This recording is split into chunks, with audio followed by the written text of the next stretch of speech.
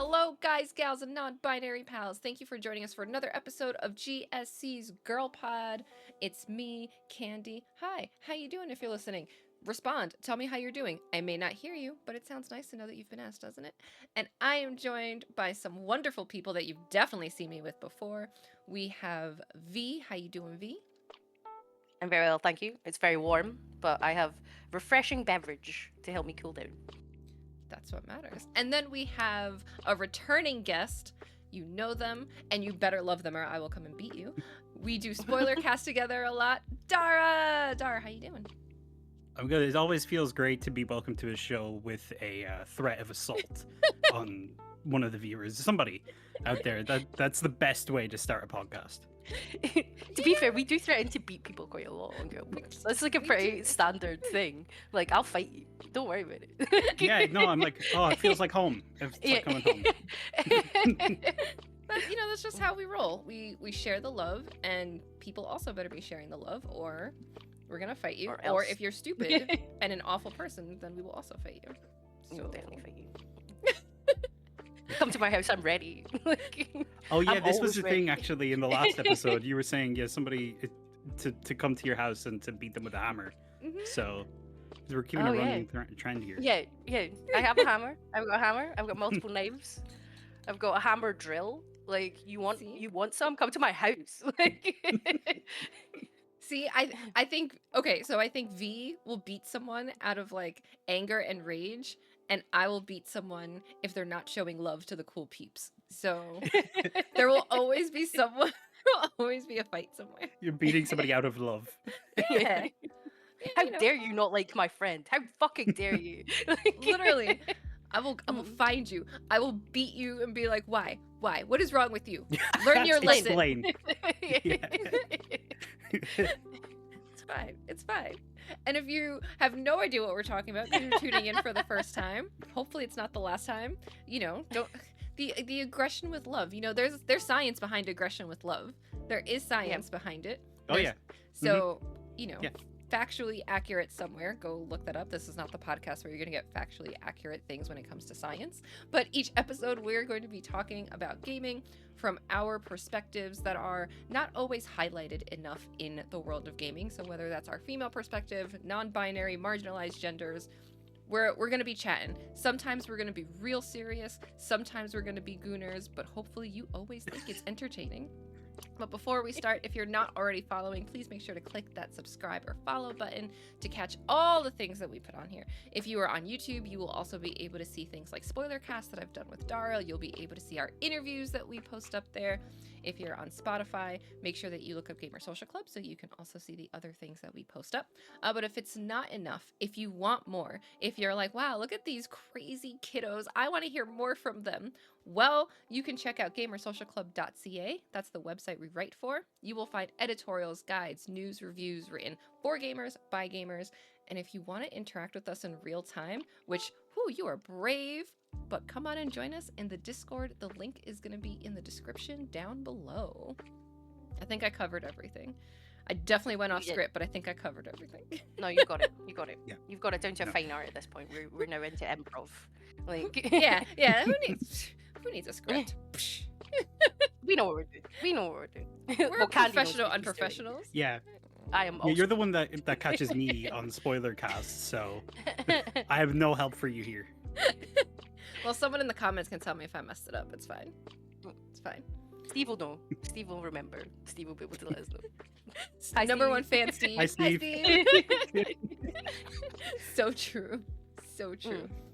All right, what is everybody drinking today? Daire, since you're the guest, let's start with you. 7-Up. Just 7-Up. I don't even know. Yeah. Do we even have 7-Up in the States anymore? Why you? How could you not? 7-Up's Yeah. peak. How could you not know? Well, because so many things have changed. So that's why I'm like, do we still have it? I guess we do. Because there's one that has changed a whole bunch. Maybe it's Sprite that now is Starry. I don't really drink a lot of lemon lime sodas unless I'm like mixing it with something. So I don't drink a lot of 7-Up. But I guess we do still have it. I guess it is the other one that changed. And I'm like, I can't keep up with it. Yeah, no, the 7-Up is we have Sprite here. We got Yeah. 7-Up. We got Sprite. We got the whole gang. Yeah. Lemon lime is my preferred fizzy drink of choice, unless I'm hungover, and then it's iron brew. But Yeah, see, okay. I I just put it. I'm gonna hold on. I'm gonna hide my zip code. But when I say like find 7-Up products in stores, I don't know if that's coming through, but you can't find any near me. oh no, Oh wow, they have a thing for that. that's yeah. wild. You can search. You can go to stores and search, and there are none near me. Wow. Maybe that's why I'm like, does 7-Up still exist? Yeah. I might it be 'cause the only Go to the person. liquor store? Oh, sorry, I didn't mean to speak over you. no, you go. I was gonna brag that I might be the only other person on this podcast that's actually drank Iron Brew before. I've had iron This is very brew. true. Oh, I thought it was like a. I thought I've heard an episode where you guys were saying that you've never had Iron Brew, and V, you were like bragging about how great it was. Did I imagine that? It's so good. I think maybe Brett had never had it, potentially. It might have been Brit. Yeah. Yeah, Yeah. I've never been on with Brit, so it might be. Yeah, we Yeah. have. So in my area, I'm in. I'll call it downstate New York because I'm not that far out of New York City. We do have a lot of like expats from the UK, to the point where we have not a ton, but we have I think 2 stores that very specifically will ship like things like over, which means it's a little expensive, but we still sometimes go there and like pick up lots of goodies when we're Oh, yeah, feeling yeah. it. But I think that's also again that's because of like our proximity to New York City, so just enough are out. The place that I'm thinking of, I'm not going to say it because it'll dox too much. But they're actually like expanding too, which is great, and I think it's because like as people have shifted and moved a bit, they are finding more and more community in like that store and the bar that's attached to it, because even the bar that's attached to it is run like all the bar staff are all also like expats, so it's like I think it feels very homey to all of them. That's cool. So I think as they've found more community, it's expanding, but we go there every once in a while and pick up some goodies. So they have Iron Brew there. When Sean did a tradition, I forget what breakfast he was doing, we specifically went there and he bought all the ingredients from there. There was one thing that he had to like specially have them hold so it didn't like run out. But yeah, he was making a traditional English breakfast, and oh my god, was that so greasy, delicious, but so greasy. So yeah, we do get Iron Brew, we get lots of goodies. We don't get everything, unfortunately. But now I'm like, I haven't had Iron Brew in a while. Now that I think about it, I might have to make a trip. Yeah, to be fair, neither have I. I haven't had it in a while, but I remember the taste. Yeah, it's good. It's very good. I have had it recently. I've been hungover enough to require it recently. It's a cultural export, isn't it? It's Scottish, isn't it? It is Scottish, and it is the only country, I think, in the world where Coca-Cola is not the highest selling fizzy drink, is Iron Brew, because we are like, fuck Coca-Cola, we want give us the Iron Brew. Give us our ginger, like, which is what we call it. So valid. V, what's that gorgeous looking drink you got in front of you? Well, in celebration of IO Interactive's James Bond or 007 First Light being released, I thought I would make myself a martini. So this is a vodka martini made. So I think in the books, the James Bond martini is a very specific recipe, and you now call it a Vesper martini. But I was not paying for a bottle of Lillet Blanc because it's very expensive. But so I just made myself a standard vodka martini, shaken, not stirred, dry, and with a little bit of lemon with a twist. But I don't really like vodka martinis that much, and I prefer my martinis wet with an olive. So I did put a little bit of elderflower syrup in this, which is why it looks so yellow on camera. It's not that yellow in real life, but I was like, James Bond, you need to learn how to drink a proper martini. This is a travesty. What are you talking about? No, that's fair. I am also not a huge fan of like just straight vodka martinis. Like I'm definitely like put some flavor in it. Give me something. So I'm with you on that. I'm with You you. think that Gen Z James Bond would know better in the new one? Yeah, yeah. Yeah. He would be drinking a Smirnoff Ice or something. Like, Oh God, no. Probably, yeah. Although, you know what? I have seen who it might have been Koopy who posted something where it's like, oh, suit and whatnot. No, but like frat boy shorts and like unbuttoned shirt. Like that's look. So maybe he would be having a Smirnoff Ice. Ooh. Yeah, he's having a Smirnoff Ice. Like, Smirnoff Ice is good. Like, don't It be is ragging good. on the Smirnoff No, Ice. I do like them, but in terms like I like them, but I like them as someone who has like a garbage palate and wants like sweet drinks and stuff like that, right? So I'm like, Yeah. if he's, I mean, I guess he's not supposed to be super refined or whatever in this iteration, but you know, the classic James Bond, more refined. I'm like, that would ruin the whole look. It's like nice Yeah. watch, nice this, like, you know, driving the sexy looking car and then a Smirnoff Ice at the bar. I'm like, one of No, those he's things is not like the other. Yeah, he's probably having like a very expensive rum with like ginger ale or something like that. Like, Yeah. before one he of those moves things, on though. to a glass of straight vodka. Like, That's one of those things, though. I think if they changed it, there'd be outrage. You know what I mean? Mm. Because I don't know. I've never seen a James Bond movie or anything like that.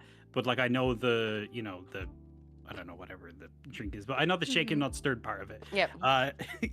The martini. Like if they changed that, I feel like it would be like whoa. Yeah, You you, know? can't do Yeah. that. You can't. No. No. Unacceptable. Like, You have to give Yeah. James Bond his badly made martini. Like, I'm not sorry if you like your martinis shaken. It's the wrong way to make them. Like, you're just wrong. Like, that's fair. I feel like shaken martinis is really, again, like, I think sweeter martinis when you're trying to mix very specific flavors together. Like, Mm. like if you're making like an espresso martini, right? Maybe even like Yeah. a lemon drop martini. Like, yeah, okay, you need it, you know, a very specific way. You know, and this is from years of bartending where I'm like, I feel like, yeah, like if you're just having something that's a little bit more straight vodka, and again, using that term loosely, but because obviously you'll put some vermouth and stuff, but I'm like, yeah, you probably shouldn't like shake it up. You're gonna dilute the liquor if you're putting it over ice and blah Yeah. blah blah. And again, if you're looking for a drink that you're supposed to do that, fine. Yeah. But again, if I was having a martini, yeah, I would have a sweeter one, and I would definitely shake it up. Yeah. But again, What are you garbage palate. drinking then? Again, well, I guess not super garbage palate, but I like sweeter things. So I'm back on my soju shit. But this is a limited edition melon soju. Jinro. Also, Oh, I so love the little fitting. frog. I was gonna say so fitting that before we started, I was like, Dara, what's a little icon that you would like on your frame? And Dara said a frog, so we found a frog. But yeah, this is melon. It tastes a lot like Midori, which is perfection. Oh no, I don't like Midori. Oh, see, but again, sweet garbage palate, right? So I'm like, yes, this is dangerous. It smells delightful, right? It's funny because we had gone to the liquor store, bought a few things, and we had bought one of these bottles of melon soju, and Sean drank it all. Didn't even let me have a taste, just like drank it all. Outrageous. So what I had to go back to the liquor store yesterday because I was telling my friends about salted caramel Baileys. They wanted to try it, so I went and picked it up. And while I was there, I was like, you know what? I'm gonna get a bottle of this so that I can have it and I can taste it and I can enjoy it. So that's what we're doing. And I'm also drinking out of a glass that is not meant for soju. It's one of those that like doesn't sit. It has like the little point at the bottom so that it always sits a little like to the side like this. But it's from Breckenridge Distillery, which is I think they make a lot of whiskeys out in Colorado. Breckenridge is also like one of the highest points in I think all of the U.S. I forget what exactly it's called, but when you're really high up and your body's not taking in oxygen as well and you're drinking, you get wasted way faster. The altitude, like it's because you can like get altitude sickness and they have oxygen bars out there where you literally put stuff in your because especially if you are going from like, you know, whatever sea level, and then you're going so far up. It's crazy. I remember like I had my Fitbit on, and all night my Fitbit was like, your heart rate is at 120 beats per minute, because it's just like trying to cycle through as much oxygen in your body as it can. But some really cool memories. At Breckenridge, we went out there for a wedding, and it was gorgeous. And I just really like this cup because it doesn't sit like perfectly flat, and it's on the side, and it looks fun because then I can just kind of spin it around, and it just keeps spinning, but it'll also never fall. So I know that's silly, but this is what entertains me. I'm easily entertained. It's fine. It's fine. But who may not be as easily entertained, and we might have to actually put work in, is Daire's fantasy guest. Oh, I don't know if I can confirm that at all. Are they as easily entertained as I am? Probably not. Yeah, I don't know enough about this person to be able to confirm that, to be honest. But yeah, the person that I've chosen for the fantasy guest this time, just to satiate my own curiosity here, is Janet Sue, I think I'm pronouncing that correctly, who was the localization director for the Ace Attorney games. Ooh, okay. Which, if you played Ace Attorney, you know that the localization for those are very interesting. And I've always had just like a fascination with localization in games. So just as a person whose brain I would just love to, pick at and just, understand like what went into kind of the idea of like, okay, these things in Ace Attorney are very Japanese. How can we apply these kind of to the West in a way that like people can identify with and can like, it kind of take on a life of their own. And I actually didn't know before looking them up before this that they are actually, I believe they're non-binary. They use they them pronouns.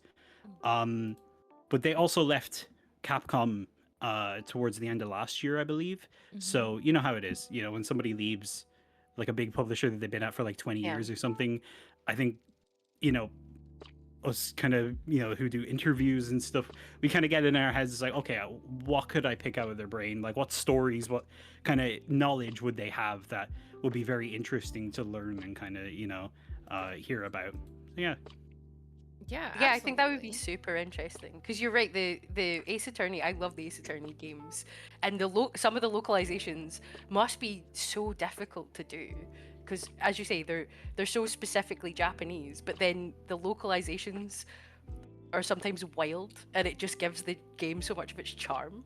Like the way it's been translated into or for the West in a way that is tried to maintain a little bit of that Japanese weirdness, but also just go super off the rails sometimes. It's like, I love it. It's so good. So yeah, I think they would be a great guest. Like, yeah. I mean, they also, sorry. No, go ahead. Just to your point, V, they also they directed the localization of the Great Ace Attorney, which for a long time couldn't get localized because everybody just kind of had this idea that it's so Japanese, and it kind of breaks the kind of formula that they had set up of the like Japanifornia thing, where there's like this weird blending of Western and Asian kind of cultures. And Great Ace Attorney kind of breaks it down. It's set in like the UK, but it's very like Imperial Japan, early 1900s. There's Sherlock Holmes or Herlock Sholmes in there, which like that's another ingenious piece of localization, because obviously like he's public domain, but there's like copyright issues with Sherlock Holmes, and they managed to get around that just by adding an extra layer of parody to the character. Yeah, because is it not like the estate or something like that? Because only certain stories are out of copyright. So only certain stories are in the public domain, and it's all the ones where he's like super serious and a bit of an asshole. So if you want to lean into like the more lighthearted stuff, they're like, no, it's not allowed. So we get stuck with fucking Stephen Moffat and Benedict Cumberbatch in their bastardization of the character. Tell me how you really feel. I fucking hate Stephen Moffat. Stephen Moffat mentioned this podcast just got an extra hour added to it. He's from Paisley. I could go to his house and fight him. Like, he probably doesn't live in Paisley anymore. Like, I wouldn't if I had made enough money to leave Paisley. Like, No. Yeah, I'm looking through, and it's interesting. So they were with Capcom for 20 years, and then, you know, seemingly have left. Oh yeah, they have left. I'm curious like what comes next. And they have an interesting background where they were born in Taiwan, moved to New Jersey, which good luck for you surviving New Jersey. Um, you know, and then ended up in Japan to teach English.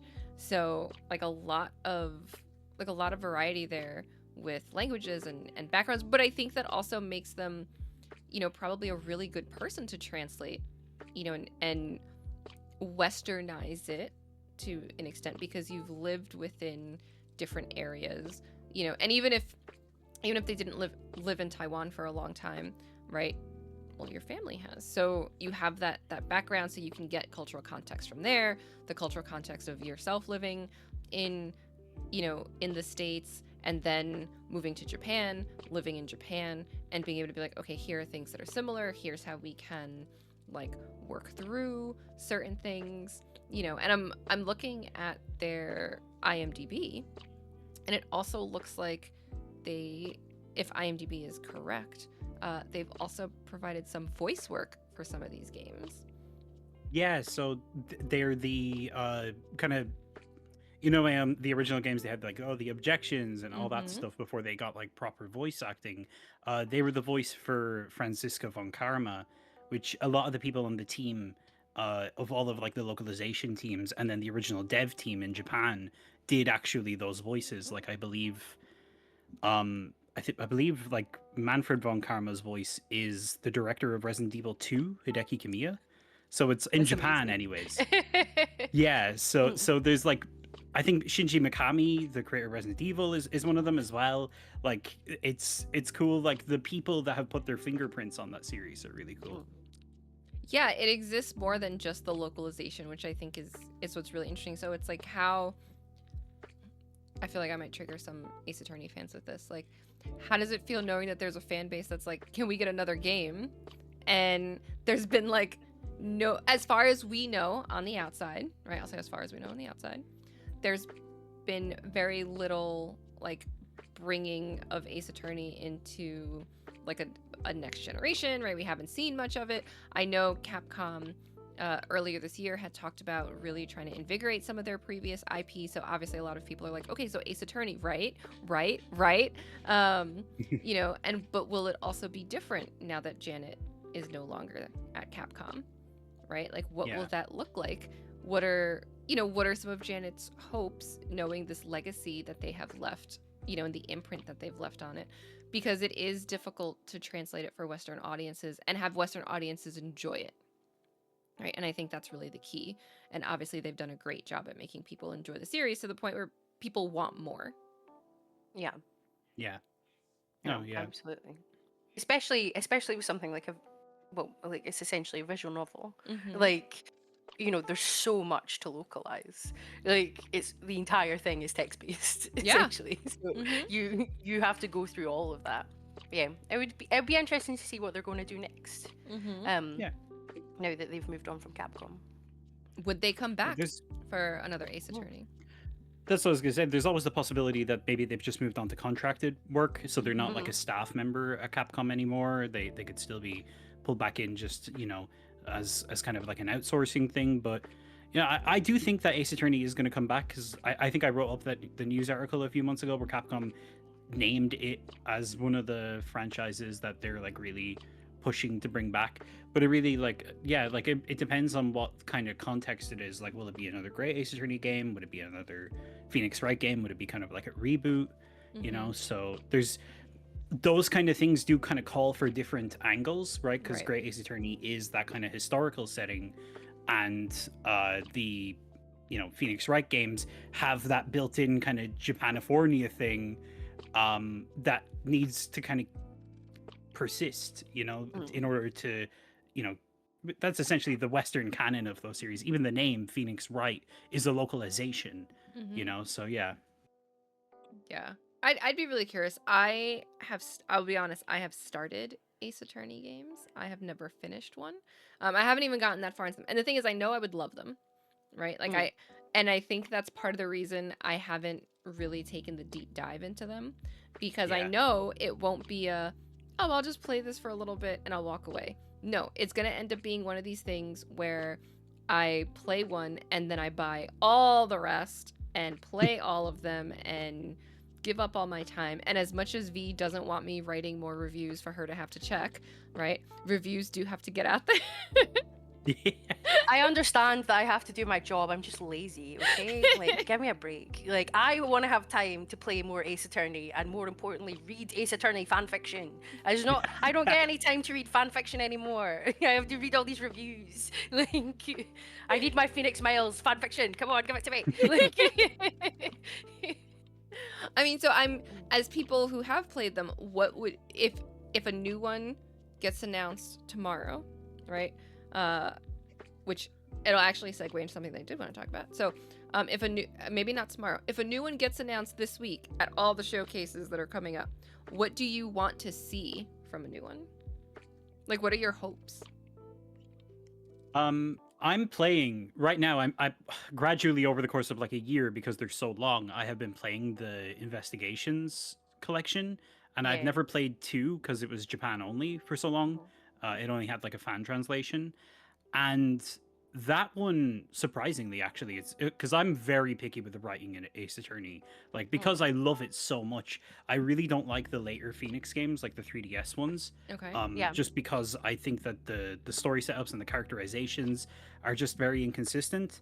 But this one that I'm playing now is amazing, and honestly, I'd just really love to see like either a continuation of that, where they do more stuff that's kind of focused on Edgeworth and giving us more of his character kind of taking presence in the story, or just something new. Like Apollo Justice was supposed to be like a soft reboot for the series, but it ended up kind of not going that way. But something like that, or even Great Ace Attorney, just I would like, because I think that the way that they handled Phoenix in the later games kind of like undid some of the great work from the original trilogy. I don't know if you agree with me, V, no, if I you do. played them. I do. Yeah. I think the whole, I know they were leaning into the fact that he's a little bit naive and obviously was duped. Not to spoil anything, I won't go further than that, but Daire will know what I mean.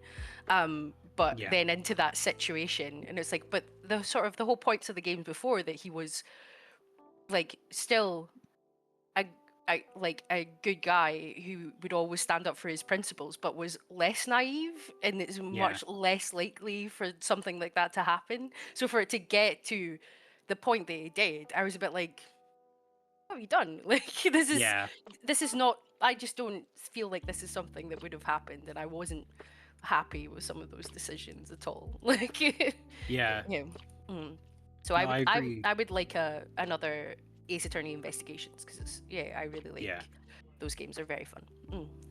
Yeah, no, because sorry, just in terms of what you're saying about Phoenix, like the thing with like the later games that they kept doing is they kept kind of having him fumble into these like ridiculous situations, like for comedy.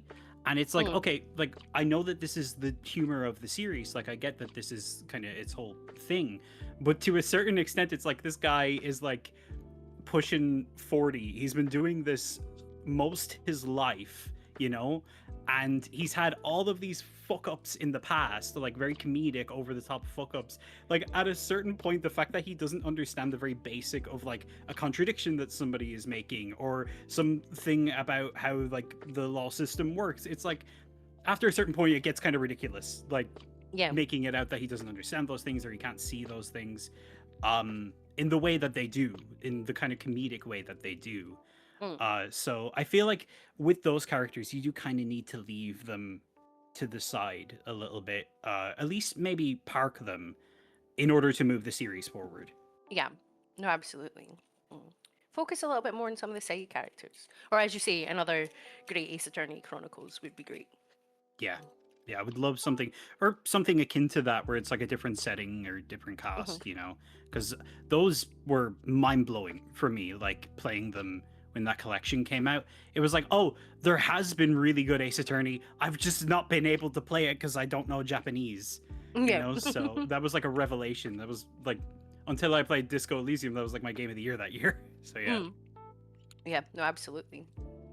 That's fair. I do wish there are so many like games in Japan that I wish would get localizations, because I also do not know Japanese and will probably never have the time or intelligence to really pick up another language. You know, but I've done this before and I should not do this. Every once in a while when like Nintendo has a Nintendo Direct, I like go and I look at the Japanese version of it just to see the games. And I'm like, this game looks really cool, but you're not going to localize it for me. And I know that you're not going to localize it for me because I watched the Western version of the Nintendo Direct. And guess what? That game is not there. And then I went down this rabbit hole once. And I think I made some people mad, but whatever, I'm going to say it again anyway. I went down the rabbit hole of looking at Nintendo IPs, right? And the number of IPs that they have that don't make it to the West is actually insane, right? Yeah. And I have said this to people before, and this is where they get mad. And I know, you know, obviously I do it somewhat cheekily, somewhat honestly when I talk about Pokemon. But I'm like, Nintendo, for the most part, right, and not that they don't care, because obviously we make them lots of money. But when it comes to the games and all of that, like, they don't care about the Western audience because they know their core fan base that they're making a lot of these big IPs, for are the core audience that they have in Japan, right? And that audience. Yes, they're still going to give us the Pokemons and the Zeldas because they know it makes money, but they're not taking a chance with some of the other things because they're like, they just assume that audience is not going to care, right? And there are a lot of people that are not going to care. Right? For every one of me that cares, there's 100 that don't care about the other IPs that are more visual novel or more, you know, sort of tactical strategy, whatever. So I do get it from a business standpoint. I get it, right?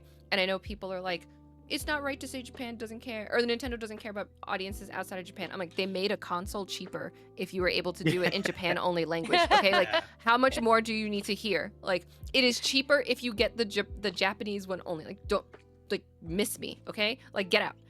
Clearly they are pandering to a very specific audience that supports them, and that, listen, they can do that and it's making them tons of money, and I can talk all the shit that I want and they're gonna cry all the way to the bank. They're gonna be like, boo-hoo, Candy said this, but look at us with our millions and billions of dollars, so who cares? Right? But the amount of IPs that they have that they don't give us is so upsetting. Right. And, you know, I'm glad that games like Ace Attorney have made their way over. A couple years ago, I played like the Famicom Detective series. Right? Yeah. And like, did you play Amio, the Smiling Man? Yes, that I played. There's a third one. The third one I think is the one I haven't played. I think the most recent one is Amio, the Smiling Man. Oh, so maybe I didn't play the first one yet. Yeah. I've only played that one. Okay. So maybe it's the first, because I know there's 3 and one of them I haven't played. As like the missing girl one in the high school, that I think that was the first one I played. But like really, really cool. But it took so long for those games to come in, right? And like your Fire Emblems, right? Let's not forget how long it took Fire Emblem to get here. How many people played Smash being like, who the hell is this character?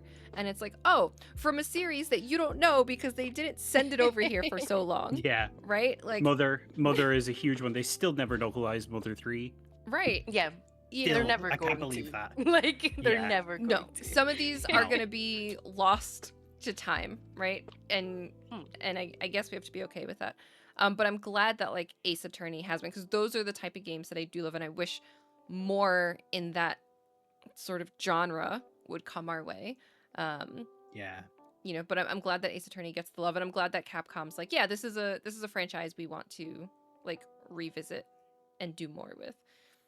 I just hope it's good, because I will be very sad if I finally take the time to dive fully into it and then I'm like, it's great, and then it's not great. That'll be sad. Yeah. No. You'll be fine. You know, Like, Capcom's had a banger year. They're back on track. They know what they're doing.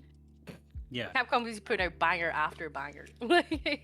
Yeah, no, that's the thing. I do kind of have faith in them just on the basis of like, I think looking at what they did with Resident Evil and with Street Fighter in particular, they really, and actually Devil May Cry, they really met where their kind of fan base was at for all of those. You know, they had the rough kind of period with Resident Evil. Okay, let's go back to basic survival horror. Street Fighter 5 went really poorly. Let's go back to basics for Street Fighter 6. And Devil May Cry's reboot didn't go down very well. Let's just bring back the original team for Devil May Cry 5. So I feel like it would probably be the creator, Shu Takumi, probably at the head again, creating like something original similar to Great Ace Attorney and pushing the series forward, as opposed to just, we're going back to Phoenix Wright, we're telling the story with all these familiar characters. Like, I feel like they kind of understand that that's what they need to bring in new people and keep the old base kind of happy as well. Yeah, I mean, when I think about like their releases this year, I'm like, the game that did the worst was Monster Hunter Stories, and it still did pretty well, all things considered. According to them, it was a success. Yeah, right. That's why I'm like, and I say that was like their worst game this year, and I'm using worst very loosely because you're comparing, you know, in terms of what they've released. I'm comparing it to Resident Evil and Pragmata. Yeah. Right. And they still have Onimusha. Yeah. Yeah. Oh yeah, I forgot. So what a year for Capcom. Which, yeah, like that's another old franchise they're bringing back and seemingly doing the like right thing with. Yeah, I think if anything can be learned from sort of Capcom over the last few years, like to your point, Daire, it's like, get back in touch with what your audience actually wants from your franchises, and then, you know, treat them with the respect they deserve. Don't just sort of mash stuff out the way that some other companies do with new content or like reboots and things like that. Like, actually go and give them the time, give them the love that they deserve, and your fan base will absolutely support you with it. As we said, Capcom's had an absolutely banger year. Like, yeah, I mean, I've been impressed with them. Yeah, I mean, they're doing a sequel to Okami. I keep forgetting about that. Like, oh my god. And they got Hideki Kamiya back. It's like, oh my god, it's beautiful. It's a beautiful moment. Capcom giving the people what they want. Yeah. Yeah, I'm here for it. Like, I'm other glad to see AAA devs, take note. Like, we don't hate AAA. Look at how we love Capcom. We just hate bad AAA. Yeah, we just don't want your slop. Yeah, it's something we got into in the spoiler cast for Pragmata, is that like they're doing all of this stuff with their old franchises while actually making new stuff as well, which is crazy. Like it's possible, you know.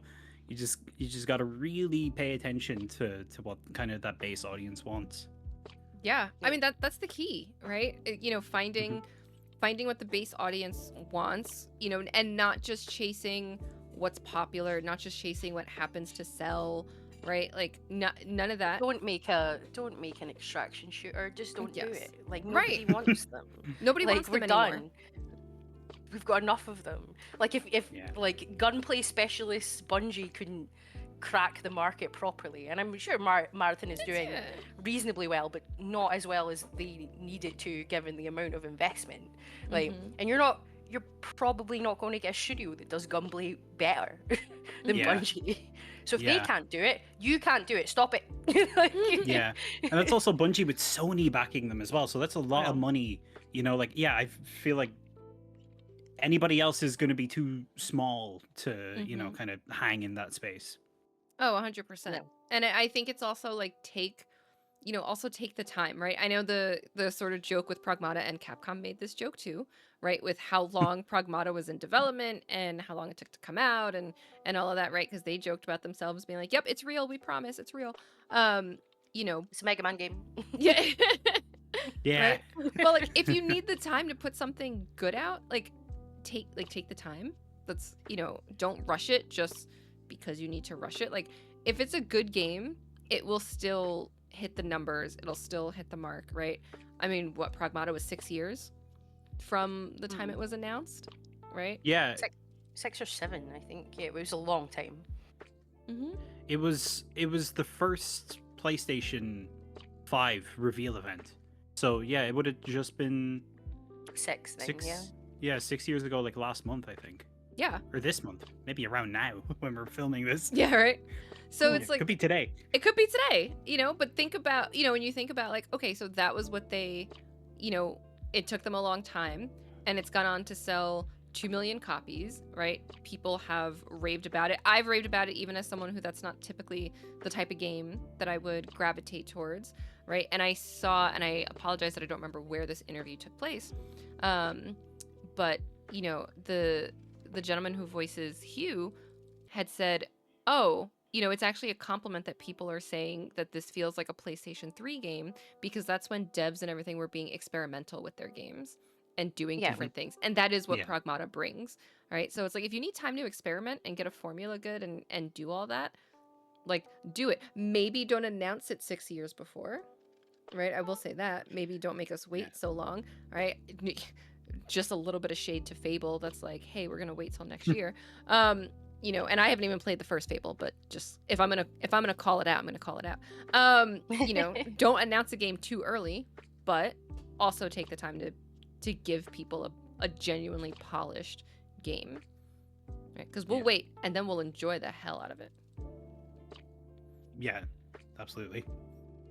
So we're about to see a lot more games get announced that are probably going to be like, there's bound to be one or two games in the next week that are going to be like, just a logo, and then we don't hear about them for a decade. Look at Daire taking my transition and talk about showcases. Yeah, you said you wanted to. Yeah. I dropped it before, and Daire was like, "Let me pick this up for you."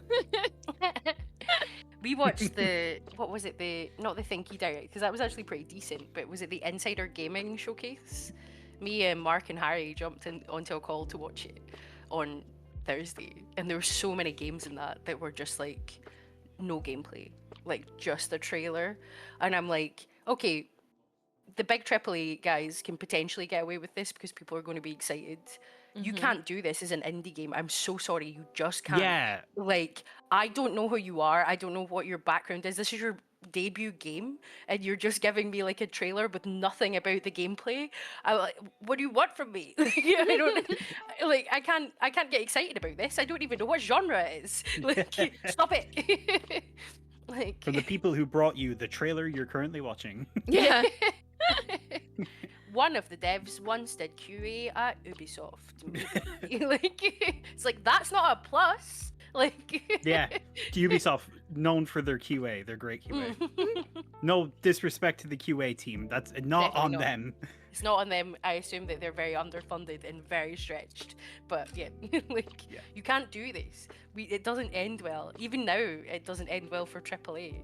Like, from the team behind Titanfall, what was Highguard? Does anyone remember fucking Highguard? Like, Yeah. Stop it. You mean the Overwatch killer? What?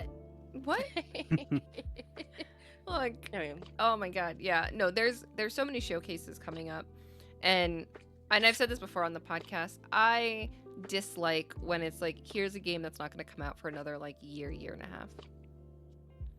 Like, especially when we have so many showcases throughout the year, right? Yeah. So we Just have do it one closer to your scheduled release date. Yes, for Yeah. the summer, show me things that are going to come out in the second half of the year, right? The ones that happen in the winter, because we know they always happen around, the Game Awards. Then show me ones that are coming out in the first half of next year. Why are you showing me things a year and a half, like, ahead of time? I'm gonna forget it, right? And again, unless you are one of those big companies, maybe if you're a sequel to something, right, to get people excited about a sequel coming out. I could see some spaces where, like, okay, maybe, right? Maybe if you want people to go back and play the first game to prepare for the next one.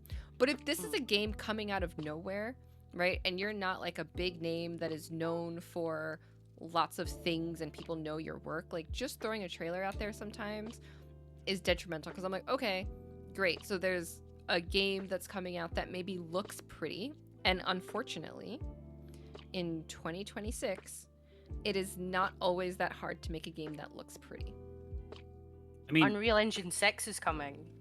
So, I'm ready for games that look pretty in trailers that run at 10 FPS with VSync on. Fuck off. Unreal Engine 5, you fuckers. Like, what do you mean, Unreal Engine 6? Get fucked. Yeah. I still can't play Oblivion Remastered, a game from like 20 years ago, at more than 15 frames per second on my fucking PS5. Oh my God. I haven't played it yet. You know these showcases are going to have like trailers, and it'll be like being developed on Unreal Engine 6. I'm like, I'm never going to play this. This game's never fucking coming out. Don't. Why would you Yeah. bring this up? Yeah. Well, like that actually is one of my points in terms of what you're saying, Candy. Like, because nowadays a game can be announced years in advance, and sometimes it doesn't get to release, and you think, okay, they're announcing this now, so maybe they can hire people or something like that, or it just gets erased off the face of the earth, like what happened with Gang of Dragon, which you'll probably remember because we watched the Game Awards together, like me and Harry and stuff. We that I popped off for. I was so excited. Yeah. It looked so good, and I was so hyped for it. And now it is gone. It's cancelled. The studio shut down.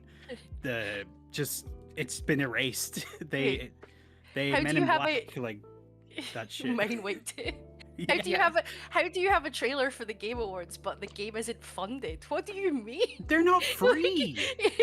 Yeah. It's like we went to the higher ups and we got enough money that we could give Jeff Keighley, so we put a trailer at the Game Awards, and then we went back and we're like, "Can you give us money to make the game?" And they were like, "How much? Fuck off." Yeah. Oh, you know what? You know what would be a showcase that would be very interesting now that I'm thinking about it? Not that I necessarily want more showcases, but Yeah, tell Addie. I'm telling Abby. a Kickstarter showcase.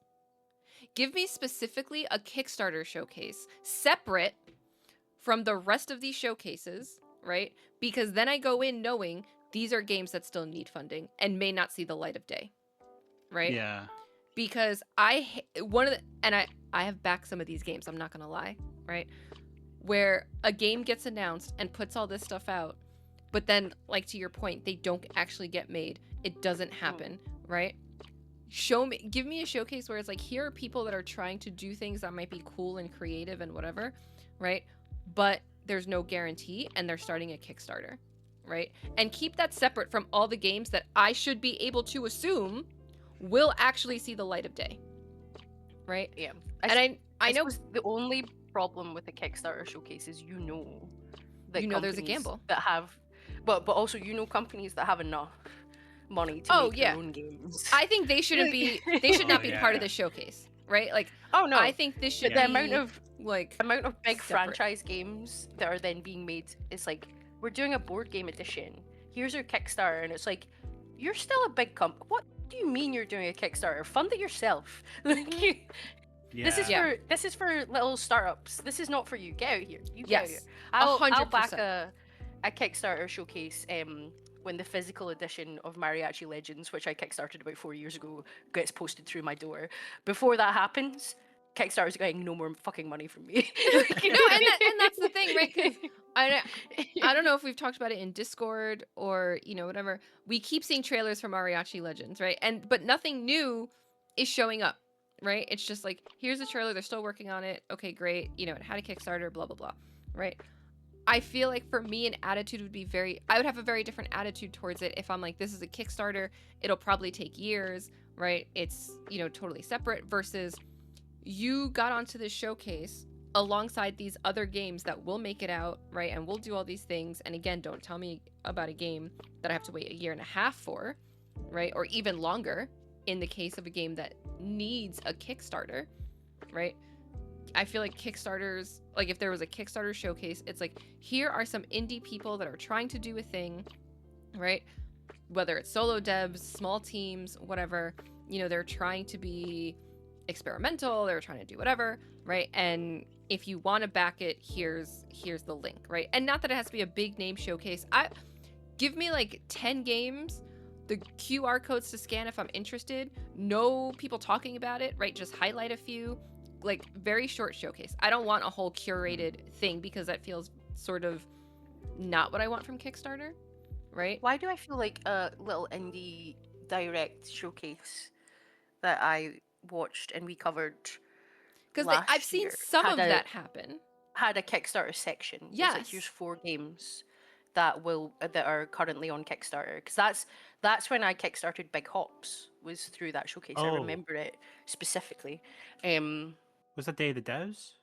Might have been Day of the Devs. It could That have would be a been. good place for it. Because Big Hops was Mm. at Day of the Devs. That's how I Mhm. first Yeah. saw it. Yeah. Mm. Yeah. But yeah, they had a little section in the middle, and it was like 4 games, and it was like, these are on Kickstarter. Feel That's free cool, to actually, Kickstart that them. it was like a Yeah. segment, because I'm not sure if like a whole showcase would work in that way, because it's almost like they're competing with each other then, right? are. Because nobody has like tons of money Mm-hmm. to just put onto every game that they're interested in if it's like a huge showcase. But like a block, in terms of like, you know, because a lot of showcases, they're like, oh, we're trying to bring attention to these games and stuff. Or like, you know, Jeff Keighley's like, oh, we're doing this just to like upraise the developers and you know, bring attention to them, and then charges like $4,000. Or, Yeah, that's or crazy. that might actually be selling it short No, for I think it is. yeah. The Muppets have a very expensive hiring fee. He needs his Muppet money. This is true. Miss Piggy Yeah. is not walking in that door for less than like $50K. I guess And I that's guess the I let him, only yeah. Muppet that Jeff Keighley wants there, is Miss Piggy. Jeff Keighley loves Miss Piggy. Like, I mean, I also love Miss Piggy, a diva. Yeah. But Show some respect to my boy Kermit sleeping back there. You know, he's oh had a no, long I day. also love Kermit, obviously. Yeah. But we all know that Frogs. If you're watching, I guess. There's frogs That's really there. the theme going on today, isn't it? There's lots of frogs. Yeah, Big Hops, also frog game. Like, Yeah. Hmm. Surprisingly, episode. from the name, you would never know. No. Yeah, no, yeah. Who would have guessed? Good frog. Yeah. No, I just like, I do like a segment, right? And the thing is, I don't even mind them competing with each other, because I feel like inherently any of these showcases, the games are competing with each other to some extent, right? But it's also like, how do you curate something that maybe has something for everybody, right? And like, I'm not gonna back every game on Kickstarter, but if there's something that really catches my eye, I might back that game, right? You know, I might back certain things, and I've backed some like tabletop games, and I've, you know, I backed a game. I haven't talked about it on the podcast in a long time. I backed a game called Spiral. That was a small studio out of Quebec. You know, and they had some cool like incentives and things like that. But that's also another thing, right? You can highlight some of the incentives more if you had a showcase on Kickstarter, like a Kickstarter showcase. I know Kickstarter sends emails, but like, honestly, I get so many emails. I'm not opening the emails from Kickstarter. I'm just not doing it. Sorry, Kickstarter. I don't open any of my emails. That's the thing. I'm like, right? I'm like, I can't be bothered with this. But like, I think it's also, again, because like a lot of AAAs are not being as creative and experimental.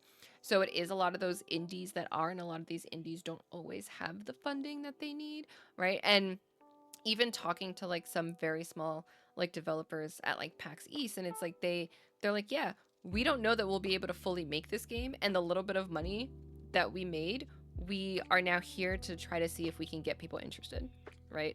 Or the number of developers that are like, we actually hopefully break even so that we can make our next game, right? And I'm like, those are the type of people that I would love to see more spotlight on for some of the things that they're doing, right?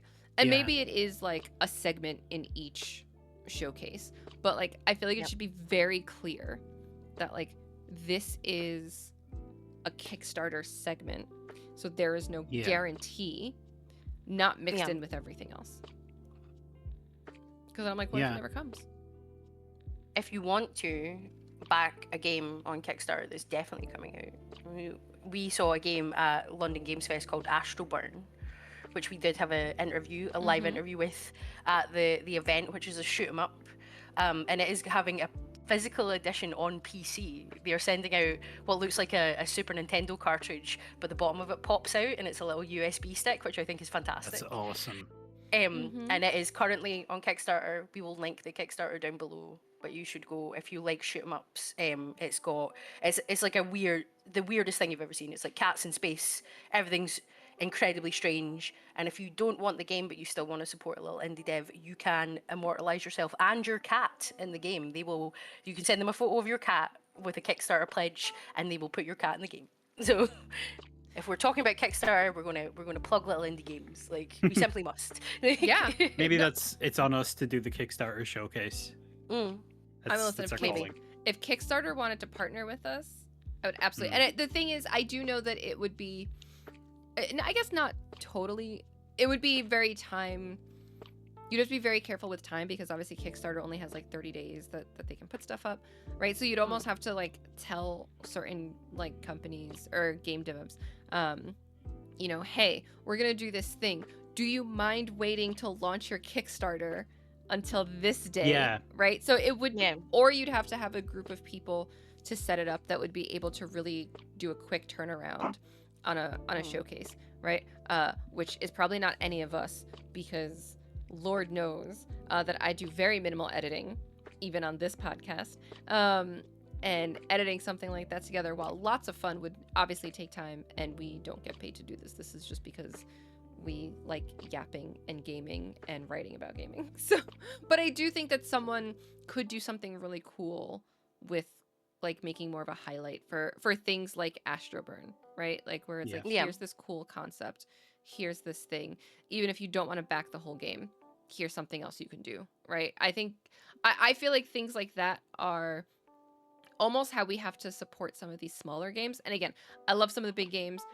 Ranted about Pragmata with Daire for like an hour and a half a couple weeks ago, right? But I also feel like some of these smaller games need some love, and sometimes that also means a little bit of cha-ching if you have an extra couple of bucks in your pocket, right? And it's also Don't save it all for the Steam Summer Sale. Don't save You it can all for support Steam. you can support indie devs before the Steam Summer Sale. Yeah. Yeah. A little something for them, right? But I mean, because I think there's so many levels of indies, I think, these days, right? Like obviously Oh yeah. at the top you have your Team Cherries and your Super Giant and whatever, right? And in a whole different category.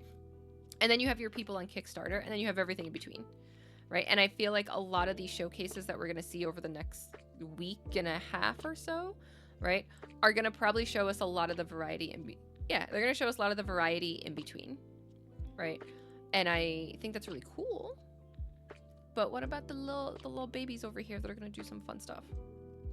Yeah, I mean, like there also happens to just be a lot of showcases now as well, and I Yes. think that it is kind of on the people who are interested in watching them, like or finding things that are outside their comfort zone Mm-hmm. to go out of their way to find those. Like my favorite game of the year so far is Perfect Tide Station to Station. And I can't even remember how I found out about that game. I think it wasn't in like Day of the Devs, and it wasn't in like the Wholesome Direct, one of these more popular indie showcases. It was in something smaller, I think, or it was just through like a word of mouth thing. But I had to go out of my way to find that. I had to be like in a circle in which that game is being talked about. And discoverability is just so difficult and stuff these days that I do think that like people should also just pay attention. Some people release, I know that we actually, I think, have on the website like a big list of all the announced showcases and stuff like that, including the smaller ones. And I think that like there's enough out there for everybody currently as well. Like I do like the idea of like a Kickstarter one as well, but like I think in terms of like learning about the games that are out there, like there's plenty of showcases There's to watch so as is. there really Yeah. are so many, because even there's a horror one that I don't know if we had on our list, and I only heard about it because I know some people that became like official co-streamers of it. And I know Two Wedges is like, we have some games that we're showing off at this thing, and I was like, I've never heard of the showcase in my life, and now I'm Yeah. hearing about it in multiple spaces. Yeah, the Insider Gaming one I had kind of heard about in Yeah. passing, but I didn't. I thought, I'll be honest, I only know Insider Gaming a lot of the time for their leaks. So I thought it was kind of ironic that they were announcing a bunch of games instead of leaking them. But yeah.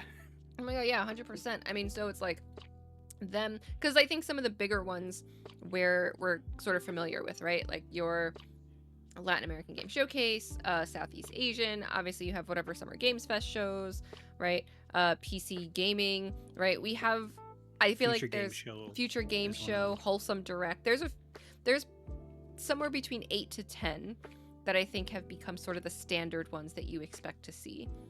And then there's all these little guys, right? What I dislike, and I understand why this happens.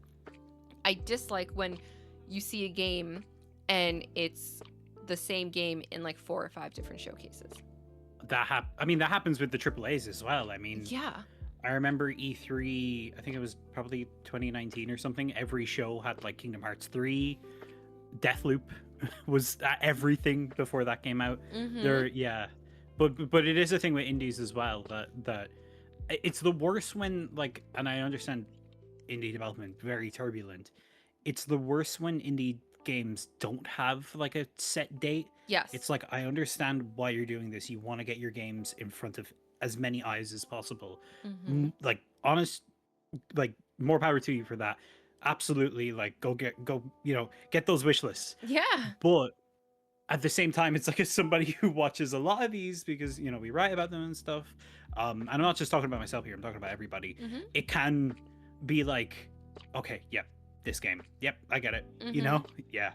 Well, because I think especially because the showcases are all like in the same week, you start to get like fatigue from showcases when they're showing you the same things over and over. And I think that's where it Yeah. becomes detrimental, because I'm like, if you are showing me the same game at 4 different showcases out of 8, right? I feel like then it's too easy to start to lose interest in the rest of the showcase, because now I've seen the same game at 4 out of 8 showcases. Like, could we limit it maybe 2? And I understand that there's a lot of intersectionality with things, right? I get that, right? Because you could be part of Frosty Direct because you're a game made in like Australia, and then be in the woman-led showcase because you're a woman-led team, but you also happen to be of Latin American heritage, and then you're in the Latin American game showcase, and you're, a wholesome game. So now I understand that there is this intersection that can happen. But if I see, it's one of those things where it's like, if I see your game too much, I might start to lose interest. But then if I also lose interest in the whole showcase, because I'm like, well, now I'm just seeing the same games over and over, and there's 2 or 3 hidden gems that maybe are only on this showcase, right? It's like, well, now I just don't care about the rest of it. Yeah. Which is unfortunate, but I'm just like, oh, I can't watch the same thing over and over. Oh no, I think like there's got to be, and it would be really interesting to actually speak to especially like little indie devs and things like that about the process of putting your game forward for showcases, because my assumption is that you probably get your approval through like pretty close to the time like the submissions become open, and it's like, you've got a little indie title, you really want it to be seen, all the showcases come out at the exact same time. So Yeah. you're like applying for multiple showcases in the hope that you get into one, and then if you're lucky you get into multiple, but then it makes the problem that you've just described, where it's like, oh, I just saw this. And maybe not we're in a very specific position where we're watching basically every showcase so we can do coverage, but Yeah. also because we love games. Also, like, I watch showcases because I want my Steam wishlist to look at me with disdain more. Like, but at the same time, it's like, if you're not sure you're going to get into like one of them and you apply to another, you don't find out until later that you've got into both of them. You're like, oh damn, like, are people going to get sick of the back teeth of seeing my game because it's the same trailer within a 2-day period of every single showcase in the world? Like, Yeah. And it's tough. I'm sure it's tough, but there are just, I'm not going to say who it was, but I saw an email, and it's like, we're going to be featured in, I think it was like 4 different showcases that they listed, and I was like, stop, this is too many showcases. This is too much, right? Like, why are you in so many? Because then the other thing that happens, which is more on the people who are putting together the showcase, they're like, oh, we have all these great games that we wanted to showcase, and we didn't have time to show you all of them, so here's 3 seconds of a game. What am I going to get from 3 seconds of a game, right? It's like, here's our highlight reel. So you showed me a character jumping from one platform to another, and that's all I've seen of this game, with the name at the bottom and like the developer, because you just don't have enough time to give Yeah. attention to each of the games. And now I get 3 seconds. So I know it's a platformer. Okay, great. What else is there? Like, Yeah. So I don't showcases I think are really like a double-edged sword, and I understand their point. I understand why, but I almost feel like, can there just be a it doesn't need like a committee of people being like, this is it, but like, can they talk to each other, be like, here are some of the games that we're showing, here's this, like, is your trailer different than what we have? Is this different? Like, are you showing it in a Yeah. highlight reel? Are you showing it like with somebody talking about it? Like, can there be some, because I don't remember which one it was. I think it might have been last summer. There was one that, and it was one of the later ones. It might have been maybe PC gaming. I don't remember. And it was like, I think out of like an hour showcase, there was maybe 3 or 4 new trailers, and I had to sit through the cringiness of the host, right? For 3 or 4 new trailers, and then hear somebody talk about how like the thermal glue looked delicious. Like that, no. I kid. So that was the PC gaming show, definitely. It was the Yeah. PC gaming show. Yeah. I remember the PC gaming showcase and being and the discourse around the PC gaming showcase, which was who decided that this was what we Who were wrote doing? these jokes?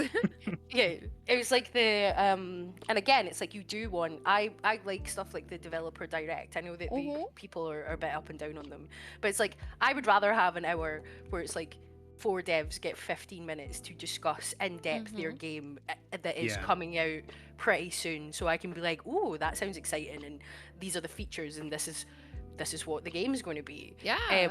I know some people don't like those; they prefer like lots of trailers, and that's fine.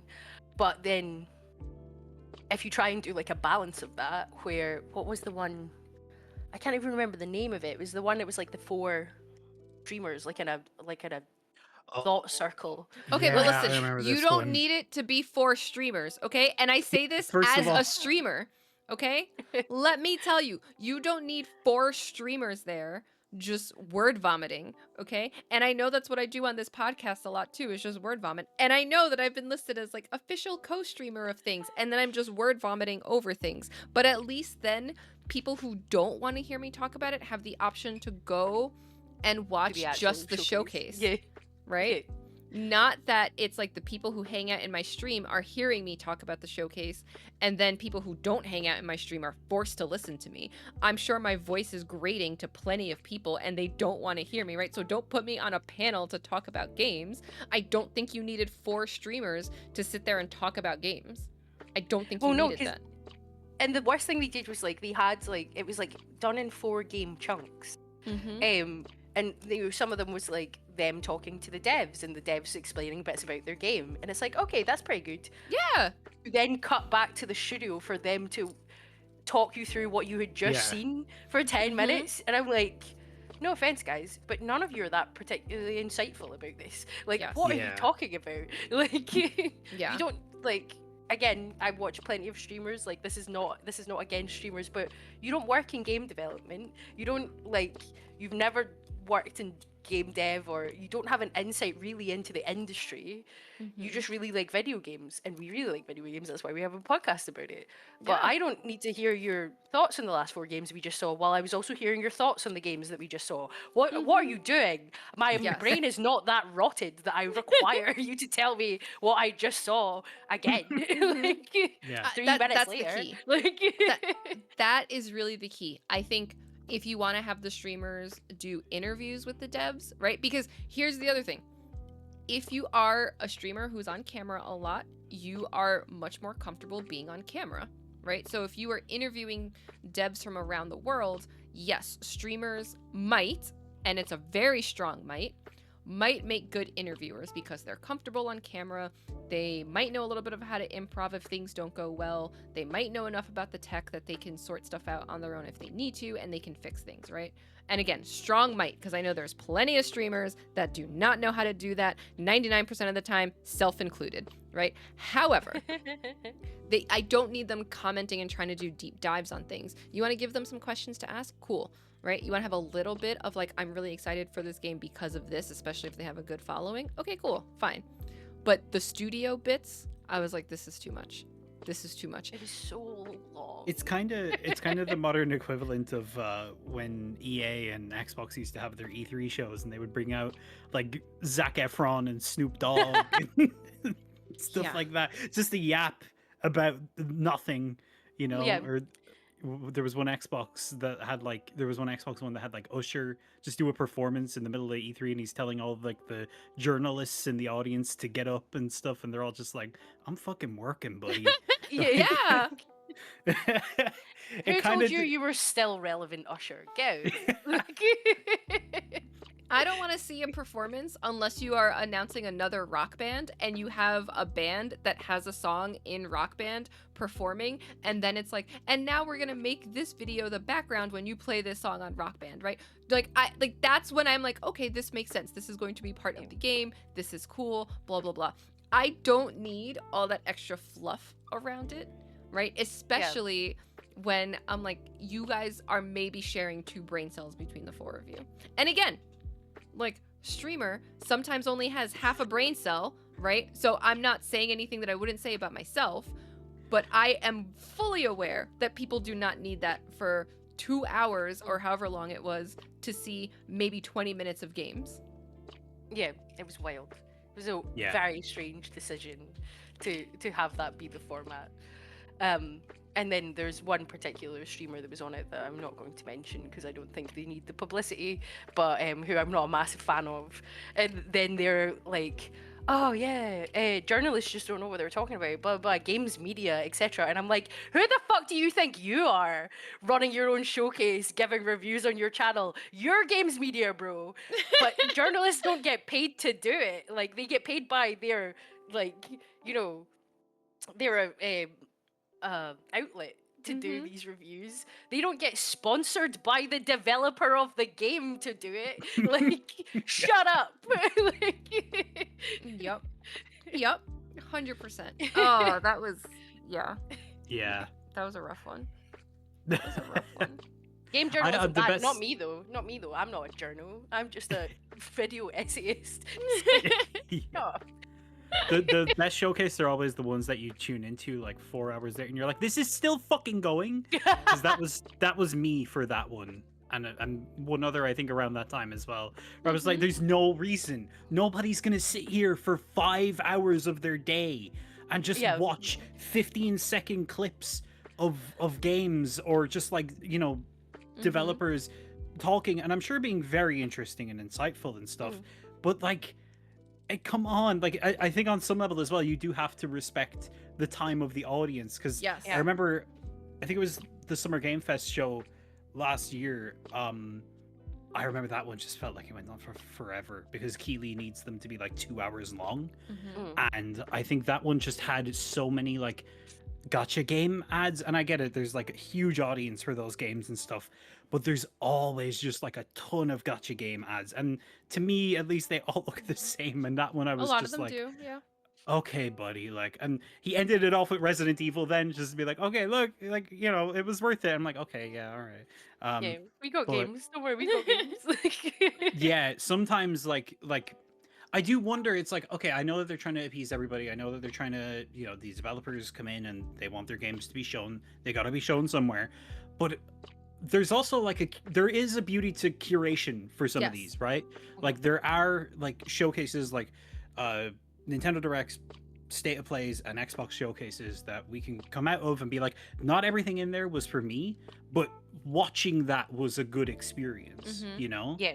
And obviously, I just named like the big 3 of the industry, so they have it the best for that. But I still think that there are shows that are still like nuanced. Like I think Day of the Devs is also a good example of one that's well put together. Wholesome Direct is very well put together. But yeah, the actual structure of the show was very important too. Yes. Yeah. Yeah, I really enjoyed the Thinky Direct on Thursday, because one, it's not specifically like in one genre, but it's like these are for people who are fans of puzzle games and like Metroidvanias and things like that, but more in your Animal Well style. Like Metroidvanias. I knew I was gonna make you cringe once on this show. I hate it.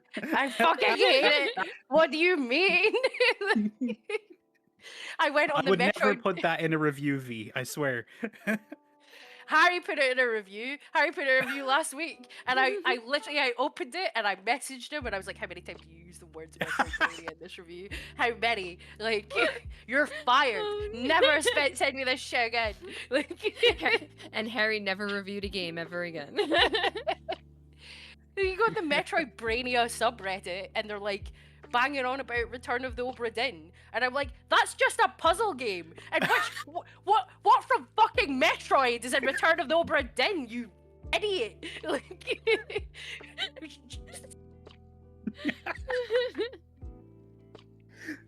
I love that she's did it. ranting so much that her mic just like said no more. Yeah, I didn't even hear that last part, but I know it went crazy. Her mic was just like no. Discord noise gate being like, you're too angry. You can't calm the fuck down. Oh no, I hate it. I hate it. I hate it. Like, and I hate the fact that it's getting more and more traction. And that people, none of these are Metroid games. Like, what do you mean? Like, progression being locked by whether or not you can figure out a puzzle does not make it a Metroid game. It means that you might be stupid. I'm sorry. Like, The implication that like people without a brain play Castlevania as well. Or well, Yeah. no, I guess the Vania part is The still Vania, there. Yes. Yeah. No, Yeah. it's Brainia. Yeah, so it's not Yeah. still there. Yeah.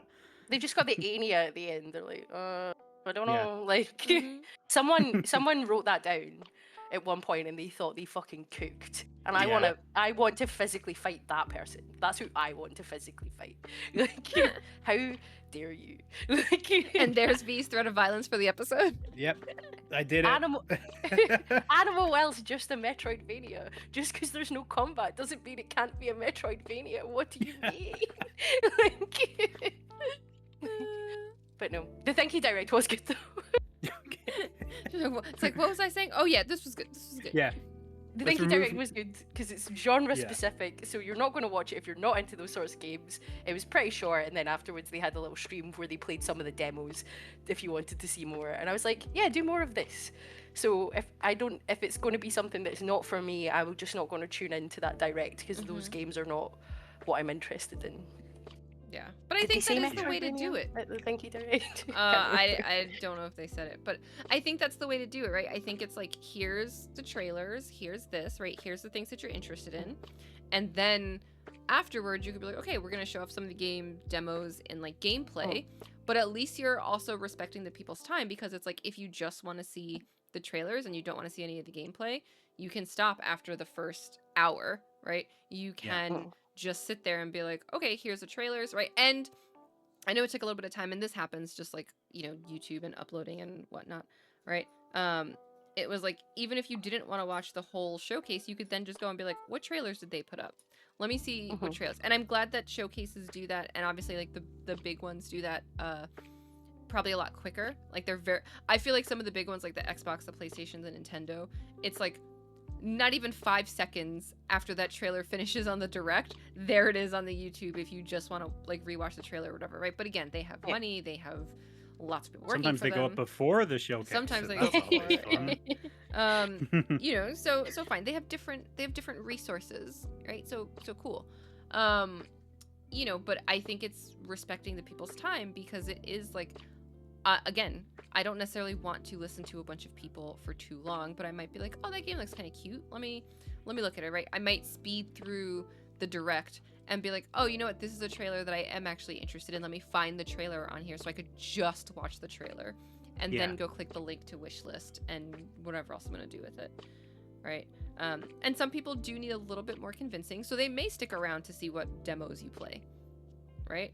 And I don't know if they did this on the Thinky Direct, but I feel like it would be cool if it's like, you know, here's this game, stick around after the showcase, we're gonna play this, we're gonna play the demo for you to watch, right? Like, if people... Yeah, Triple I Initiative did that. Yeah. And that was a good call on their part, because that went on actually way after the showcase was like 45 minutes, and then like there was like 3 hours of just developer interviews and playing the games, which is good. That's where that stuff should go if you really want to do a deep dive. And tell the people that are watching, like, after the showcase we'll do this, right? Like, so they know and they can plan accordingly, right? You know, whatever that planning looks like for you. But I think it is respectful of people's time in that way of being like, here's what's coming, but first, here's the rest of the trailers. And then if you're done with us, you can leave. There's plenty of times that I leave too. Yeah. Oh yeah, it's the and I do like his channel, Clem, who does the best indie games channel. But they do the best indie game showcase. I think there's 2 a year, and I think that's the one that's like 4 hours long, and it's got like 700 games. And you're like, I can't watch all of this. Like, this is so many. Again, as you say, you're just going to stop taking in any information after about the first 45 minutes. Like, yeah, 100%. Yeah. I mean, there's so many showcases, and I know Addie wrote a piece about how there's too many showcases. But is there a... I'm trying to think of how to phrase this. Is there a... I don't want to... No, I'm sure. How do I phrase this? Is there a showcase that you think there is space for that would maybe be different than the rest of the showcases, right? And I don't want to... I was hesitant to say, like, a genre-specific showcase, although there is, like, the horror one that is coming up that I hadn't heard of until recently. But do you think that maybe there is some niche out there that warrants a showcase if there were to be another showcase to be added to this ever-growing list of showcases? Like, what is the hole that maybe exists? If there is one, there might not be one. I think, like, there's a lot of, like, really good kind of, like, you know, ones for highlighting specific spaces that have popped up recently. Like, there's an accessibility one airing, I think, in a few days. There's ones for, you know, queer developers, women developers, you know, specific, you know, ethnic communities and stuff like that. Like, so I think that, like, in terms of, like, highlighting developers, I'm not necessarily sure in that regard what ones I'd like to see. I think generally when I'm watching a showcase, the more open it kind of is in terms of, like, the games being presented, the better, because I'm more likely to see something and put something on my radar that I wouldn't have been interested in. Like, the idea of a horror one is cool, but I feel like I would just watch that the whole time being like, I love horror games. I'll play, like, most horror games, you know? So it's just, okay, yeah, that one looks good. Yeah, that one looks good. And that's great because that's obviously what the developers want. But it's, like, weird because it's like I'd want stuff that's outside of my comfort zone, but obviously my comfort zone is very different to somebody else's comfort zone and stuff. So generally just ones that are just, like, unconventional, you know? But I can't necessarily put my finger on what that would be, you know? I think there are ones out there that do that for me, you know, like AAA Initiative or Day of the Devs or something. Yeah, no, that's fair. The horror one that I was thinking of, because I just looked it up to see the title, because I knew I had it somewhere. The horror showcase is Midsummer Night's Scream, a horror game awards showcase. But I might put this on Addie's radar, but Addie might kill me. No, do it. It'll be funny. The Horror Game Awards featuring 100+ games and over 50 world premiere trailers across 2 hours of horror. I think Addy does need to cover this because his marathon review was over 3,000 word long. So. I mean, I will say, on the bright side, and I use the term loosely, it says 50+ world premieres, right? And now, this is where, you know, 100 trailers is too much, but if you were giving me world premieres and then I don't see them anywhere else, I'll cut you a little bit of slack, right? I don't want to see you say it's a world premiere and then an hour later I also see it somewhere else. Because that is, again, the thing that drives me crazy where I'm like, okay, it's too repetitive because then I'm going to see it here and here and here and here. Yeah, if there's an indie horror showcase, there's not allowed to be any indie horror games anywhere else. They've all got to go in that one. Yeah. Like, stay here. Stay in your lane. Yeah. If you guys get a specific showcase, you can't be coming into the other showcases. You need to get the other showcases, have the other games. Like, I better not see one of those world premieres in another showcase. And it better not say world premiere. Yeah. Better not. Just because it came out on the same day doesn't mean... Like it's all the same world premiere. Yeah. You know, I will let you have a second showcase and that's it, right? Because maybe you are a horror game like made by a team that's primarily Latin American or primarily like Southeast Asian, right? Okay. You can double dip that way. I don't want to see you in every showcase. Just a little, just a little bit, right? Because 2 hours is a long time for a showcase, which then also means that that's 2 hours that I'm sitting watching this, and then there's other showcases that are coming. I can't sit and watch a showcase all day. Yeah, there's actually ones that are beginning to clash with each other now. Yes. Because I believe I wanted to watch A Fellow Traveler is doing like a story-focused showcase. Yeah. And I usually like the stuff that they put out. Like narrative game focused. Yeah. But I think that's at the same time as another one, like maybe Future Game Show or something. And so it's like, okay, guys, like read the room, maybe. Like not that they shouldn't have those showcases, because I'm sure they're going for very different things, but like it doesn't all need to be this week, you know? Like there's also a next week, you know? Like Sony, Keighley, and Xbox are going this week, you know? You don't have to put your news out in the same week as them. And it might even be detrimental to do that. Yeah. Like you've got your indie game, and like again, I love indie games. Ask my bank account, love them. Like my favorite phrase is, "Oh, I've not played that, but I own it." I'm always supporting the devs. Like, but like so you've got your indie game. You're setting it up for a smaller showcase, world premiere. You've applied. It's going to be at 4 showcases, and not that this is going to happen. But then Todd comes onto the stage at the Xbox showcase and goes, "Here's the date for Elder Scrolls 6." No one is going to know the name of your indie game ever. Like, if you had it at the same day as a showcase where they're like, "Elder Scrolls 6, November 11th, like, let's go." Like, it's just, and then you don't have enough funding to then put it at a different showcase at a different time. Just do your smaller showcases a little bit later on in the month when everyone's sort of like bubbled down from the big announcements, and will then be like, I'm going to watch something else. That looks super cool. I'm going to put it on my Steam wishlist or something like that. Like, because one day that showcase is going to be the showcase that happens. In like 25 years, Jeff Keighley will be like, "And here's Todd Howard," and he will come out and he will be like, "Elder Scrolls 6 is actually coming out. Here's a trailer that's not just the title screen of the game." Yeah. But like, I think that's why like Xbox has started doing stuff, or well, they've been doing them for years, but like more stuff like ID at Xbox and stuff is to give space to those things, because I think even in last year's Xbox show, there were very few indie games. I think there was like maybe 1 or 2. And I think that's because they know, right? We're talking about fucking Call of Duty in this one. You know what I mean? We're going to talk about, Gears of War in this one. Maybe don't put a cute little game about a mouse in there with that, trying to fight for its life for attention. Like, on some level, that would be good for it because a lot of people are seeing it, right? Who may not necessarily watch an ID at Xbox show.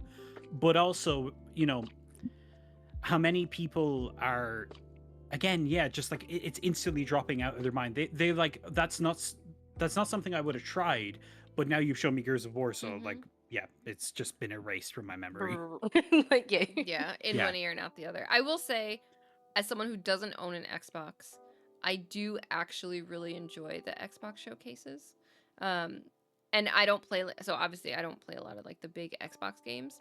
But I do feel like those are the showcases that have given typically the most variety of games, and have done a very good job of showing just enough games that there does feel like there's something for everybody. Nintendo has started to do a little bit more of that. But I feel like, I will give Xbox credit where credit is due, that they, again, as someone who doesn't own an Xbox, consistently impress me with the variety of games they're showing. So even when there is like those bigger games where I'm like, I don't really care, whatever, just move on, it still feels like, oh, well, there's something that I was interested in, right? So I will give the showcase a shot, even though I'm like, by the time it gets to like Call of Duty, Gears of War, whatever, I'm like, all right, now's the time for you to go to the bathroom, get a snack. Right? And that's the benefit of doing stuff like that, like putting the small game. Yeah. There's a specific game I'm thinking of a game with a mouse, that was at an Xbox show, and there is value to doing that because everybody who's watching the Xbox game showcase, because that name has weight, they're not just watching for Gears of War or Call of Duty, like. But it's because they cultivated that. Yeah, I mean, it's usually where they announce like Atlas stuff as well, like, which is why Yeah. I'm always excited for them, because it's like, okay, I may not love everything that's shown here, but I know that like there's going to be third-party stuff because Xbox has a lot of third-party games, you know, that's going to be important, you know, so like there's a positive and a negative to it. I think on some level as well, the indie games, I think that sometimes people look at them as like, oh, that's just like a game I might play on Game Pass, which is also a positive and a negative response to something as well, you know, because it's like, you're saying you'll play it, but it's like, but like these games matter more than just like, oh, it's going to be on the subscription service that I also have. Yeah, but I think also it's because Xbox, you know, has cultivated the fact that like we're going to show you a variety of games, right? Like if I watch the PlayStation State of Play, I don't always expect a variety, unfortunately, right? I think that's fair, yeah. And some of that might be because the subscription service, right? So it is a very double-edged sword, you know. So it's just very interesting, and it's like, how, as maybe a smaller game, do you navigate that, right? Do you take the chance and hope that enough people know that, like, hey, Xbox is gonna talk about this big game, but enough people know there's variety that they'll tune in, or do you shy away from it, right? Like, how do you? It's such a balancing act. How do you balance? Do you have to say, I'm big enough of a game that I can show here and sort of stand with a Call of Duty, not on sales and number of players, but in a showcase?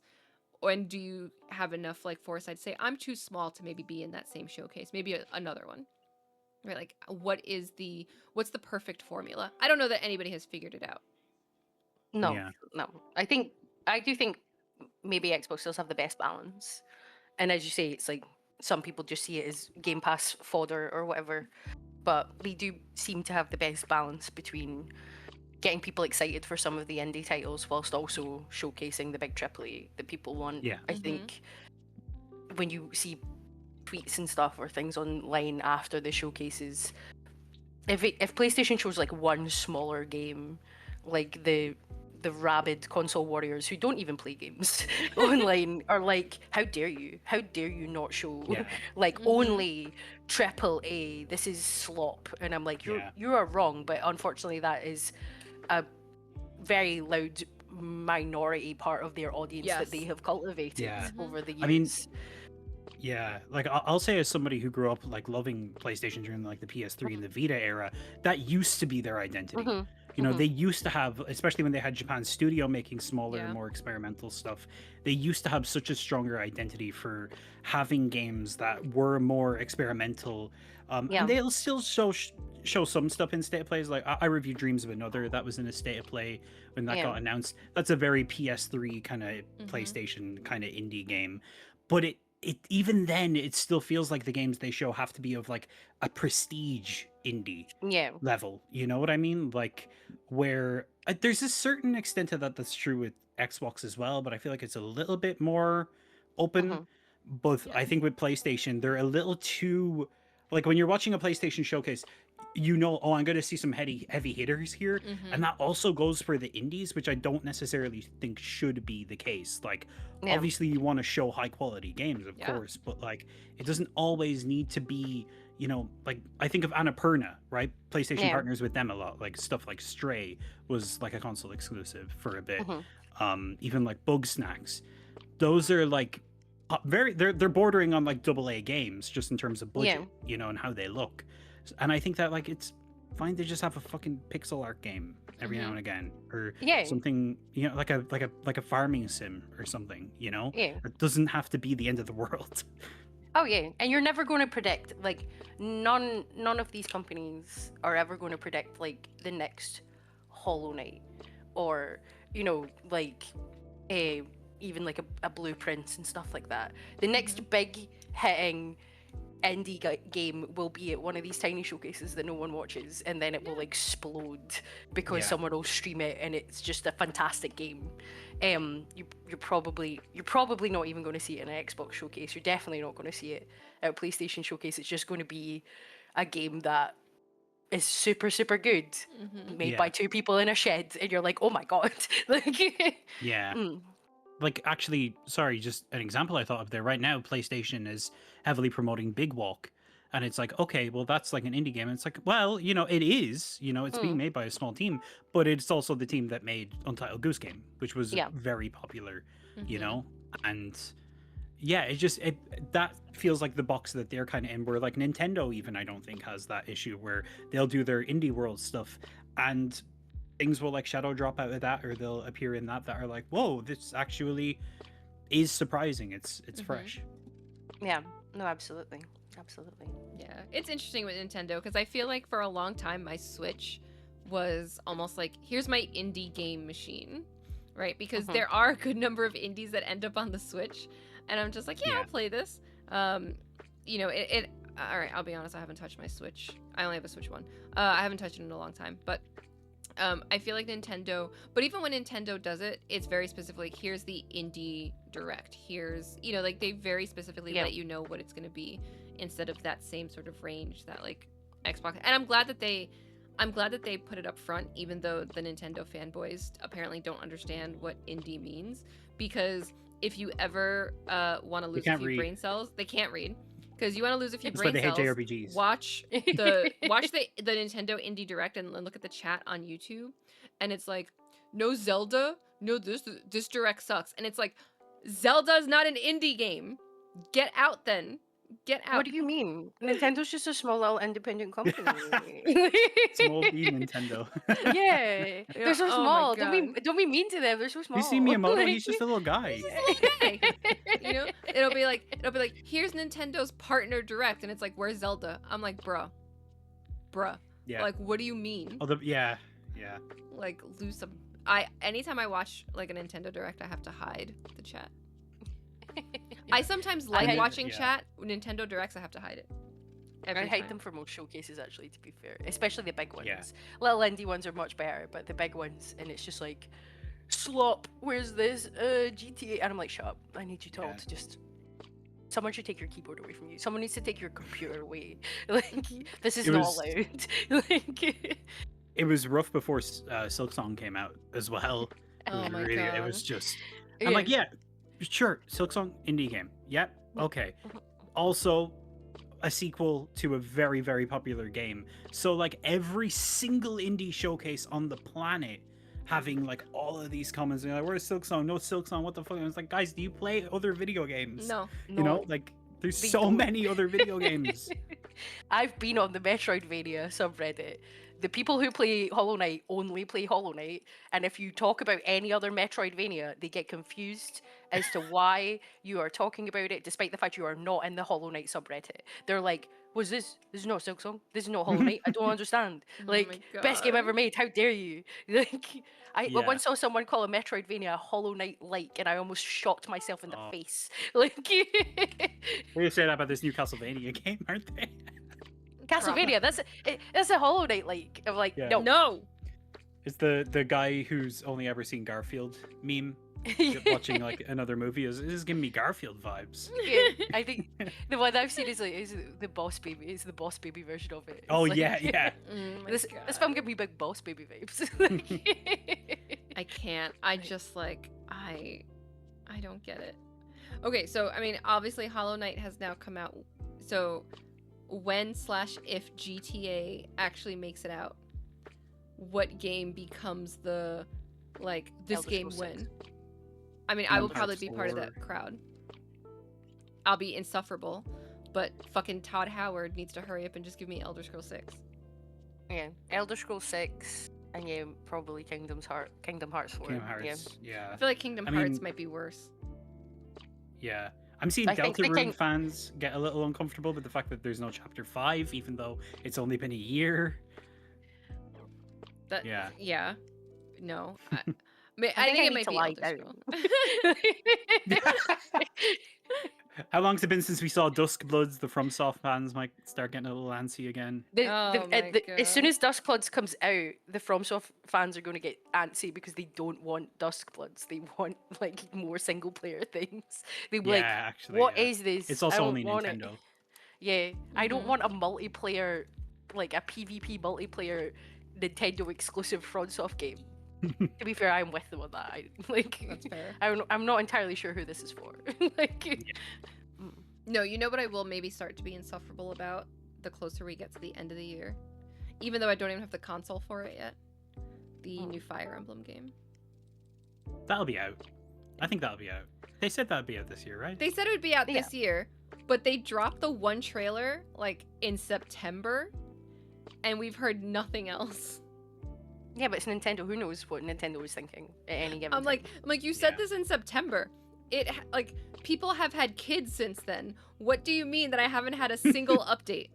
There are whole new beings in existence, and you haven't given a single update. Maybe they just forgot to do the trailer, that second trailer. They were doing something else. They Yeah. just forgotten. You'll see it. You'll see it next week, probably during something at Summer Games Fest. No, it won't be busy- at Summer Games unless Nintendo does a direct. It won't be at Summer Games Fest. They'll do a They're- direct like the Tuesday after Yes, Yeah, Summer Games no, yeah. Fest. Like they're like, we're Generally. not associated with this, but here's our Yeah. direct anyway. we're above this. Yeah. They do it just so that people can go into Jeff Keighley's chat and say, "Whoa, no Zelda? Yeah.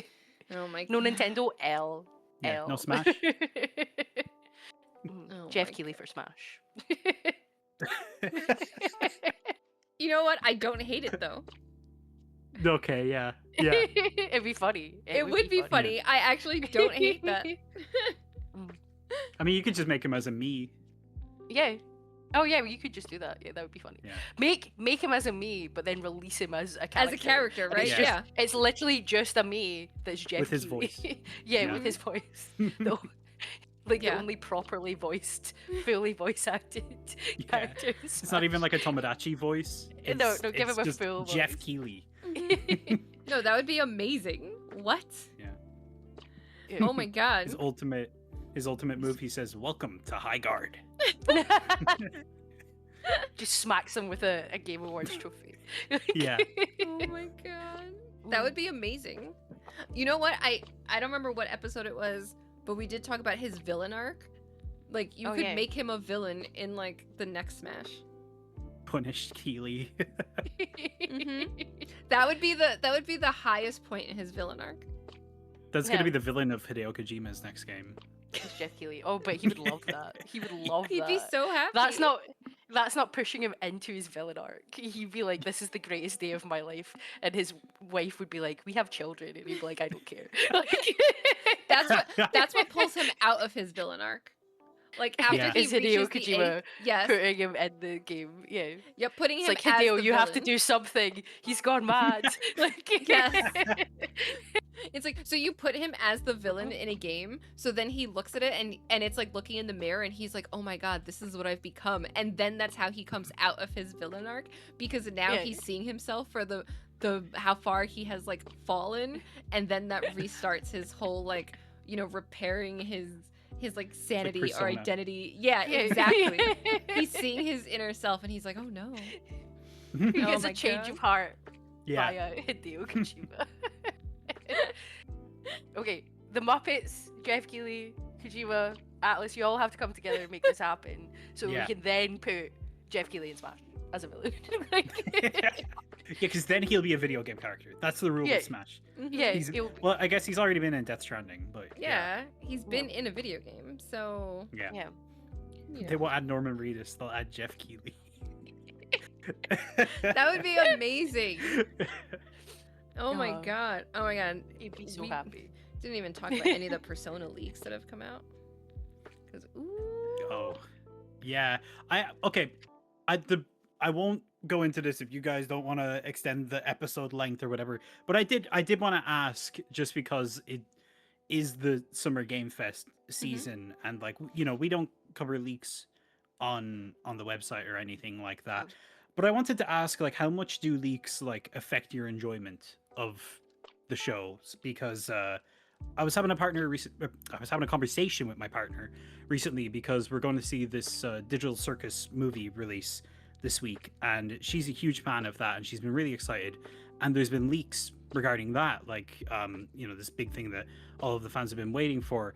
And I was trying to communicate to her that, like, don't let leaks ruin your enjoyment. You know what I mean? Because so many of the things that we watch, like for showcases, get leaked, but seeing them is still like has so much value. You know what I mean? So I just want to hear your guys' takes on that, because it's inevitable. Like, things are already starting to break out. You know, like, does it hurt your enjoyment? Obviously, it would be nice if everything was kept secret, but it's just not the industry we're in anymore. Yeah, I don't think it hurts my enjoyment. I think for me it depends on the severity of not the severity, like the content of the leak, right? So using these Persona leaks as an example, where it's like, it looks like they have two different protagonists, right? A male and a female, and whatever. And I'm like, okay, that leak doesn't bother me because it's not a spoiler per se. You're not ruining the story. You're not ruining the experience. You're not telling me what they included, didn't include. You're telling me sort of surface level stuff that feels okay. If you are telling me if the leak is like crazy big plot points, then it also depends on how we get to the plot point. If the plot point, the journey to the plot point is still very good, but you've just like bullet pointed out some stuff, I'm like, okay, well, I still enjoyed the journey and the experience of getting there. But if you've detailed just everything, and there's nothing that feels new, then it might bother me. But I feel like it's very dependent on how deep is that leak. Is it like a drip? Is it a drip from the faucet? Or did you turn this on like full blast, right? Like, I think that, to me, it really depends. Yeah, I think I agree most with that. It's sort of twofold for me, in terms of, like, I think it's very sad, actually, that this is the state of the industry. That, people can't just allow other people to enjoy things. Because when leaks, like, if you are really negatively affected by leaks, then you almost have no choice but to step away a little bit from your hobby to not see them, which I think is really sad. And I think that depending on if it's just like, oh, this game's going to be featured at this showcase, despite the fact it's a world premiere or something like that, it does take a little bit of the shine off it. But it doesn't stop my enjoyment of the overall showcase. But yeah, if it's something that I was really looking forward to, and it's like plot leaks or big plot points, I would be devastated. Because it's just like, you don't have to do that though. You could just like read those online, and you don't have to post them on your Twitter and be an asshole. Like, you just don't have to do it. Like, why are you like this? Like, I think also where you find it. Yeah, that's a good point. Yeah. If it's somewhere that I can find it, but it's not in my face, like on Twitter, it's in your face. It might just show up in your feed. If it's like on a Reddit post where I can decide if I'm curious. Yeah, or / gaming leaks and rumors. You go on there, you get blasted with something you didn't want to see. It's like, well, it's my fault, I guess. Yeah, but like, I do think that, like, to me, my issue sometimes is that leaks can kind of take on a life of their own and can start to set expectations. And I'm kind of guilty of this recently because I got very invested in the leak, and I can talk about this because the game is out now, for the God of War Metroidvania that came out earlier this year. And I remember that had been floating around for about half a year before it was properly announced. And I remember being excited for that and playing like the original games. It motivated me to play the original games because it's like, oh, the idea of like pixel art looking Kratos and taking the ideas from the Greek games and adapting those into like a 2D kind of hack and slash Metroidvania, that sounds really cool and stuff. And then it gets announced and shadow dropped at like a state of play, and it does not look like how I had imagined it at all. It's like baby boy Kratos. It's this weird pixel art that I didn't really like the look of, and it's not necessarily looking like the Greek games, but pixelated. It's got its own look to it. and I just ended up not playing it and was just super bummed by it. But it's like, if it had not been leaked, if I had not had that expectation, would I have been more open-minded to this? Would I have played it? Yeah. You know? Mhm. And I think that obviously that's a personal thing for me, but like, Yeah. I think that sometimes can be the thing that sucks about leaks, you know? Mm-hmm. Is that the way in which they kind of go from there, and how people, you know, there's obviously a lot of people who leak things now, and they get competitive with each other, so it almost becomes like a Yeah. competition to ruin it for other people the most, you know? Mm-hmm. Yeah, no, absolutely. Yeah, it does set really unfair expectations on a lot of games when they get leaked beforehand, and then, you know, when they come out, if it's not exactly what was in the leaks, then people Yeah. are like, oh, but the leak said this, and it's like, yeah, it's a leak, Yeah. bro. Like, I don't know. Yeah. I don't know what Yeah, to tell you. Take it with a grain of salt. Like, Yeah. you know, 'cause Yeah. I think there's also the leaks that happen, and we talked about this a while ago, but the leaks that happen where it's almost like they're testing the audience, right? It's Oh like, yeah, those definitely. you know, Yeah. those happen and they test to see what is the feedback. And then if the Mhm. feedback is super negative, they're like, oh shit, we got to change this. Something ain't right, right? And then it changes. And then if you are maybe one of the few people that were like, well, I like the idea that this leak had and now it's not there, but the majority of people were so against it, yeah, it's not going to be what you worked up in your head. And I think you always have to take, or you should Yeah. take leaks with a grain of salt and be like, okay, this may not be what I've built it up to be. You know, this is sort of where it is in development now, right? Yeah. If it's not something that's coming out in like 2 weeks, assume that whatever leak you saw is subject to change. Yeah. Yeah, like there was a bunch of people bummed last year, because ironically a bunch of the voice actors for Persona 4 came out and essentially leaked the remake by being Mhm. like, oh, I'm not part of this, you know, what the heck, you know, like, Mhm. oh, tell Atlas that you want me to be part of this and stuff. And it just started gaining such momentum that I think everybody was like, okay, Xbox show, because that's where Atlas shows up. Like, we're going to see Persona 4 Remake. It's going to come out in like 6 months. It's going to look amazing and stuff. And we see like 15 seconds of honestly what looks like a tech demo. Yes, Of- of of just you Persona- running down the Yeah. street. Like, that's it. Yeah, Inaba in like Unreal Engine 5. And yeah, it's just, that's all we've seen of it now for a year. And I think like that was one that like kind of got ahead of itself and stuff, where it's like, if that was just the announcement and that was all we saw, I think that had the leaks not happened, we would have been more excited to just see Mhm. that. I think Yeah. that we would have been like, it would have been so cool seeing, you know, this Unreal Engine Yeah. Inaba, or like this like modern version similar to the Persona 3 remake, you know, and just knowing that it's going to happen, not with these expectations that a lot of people had that were like, oh, this is going to be out in like 6 months, you know? Yeah. Yeah. They should just go back to the way Bethesda used to do it.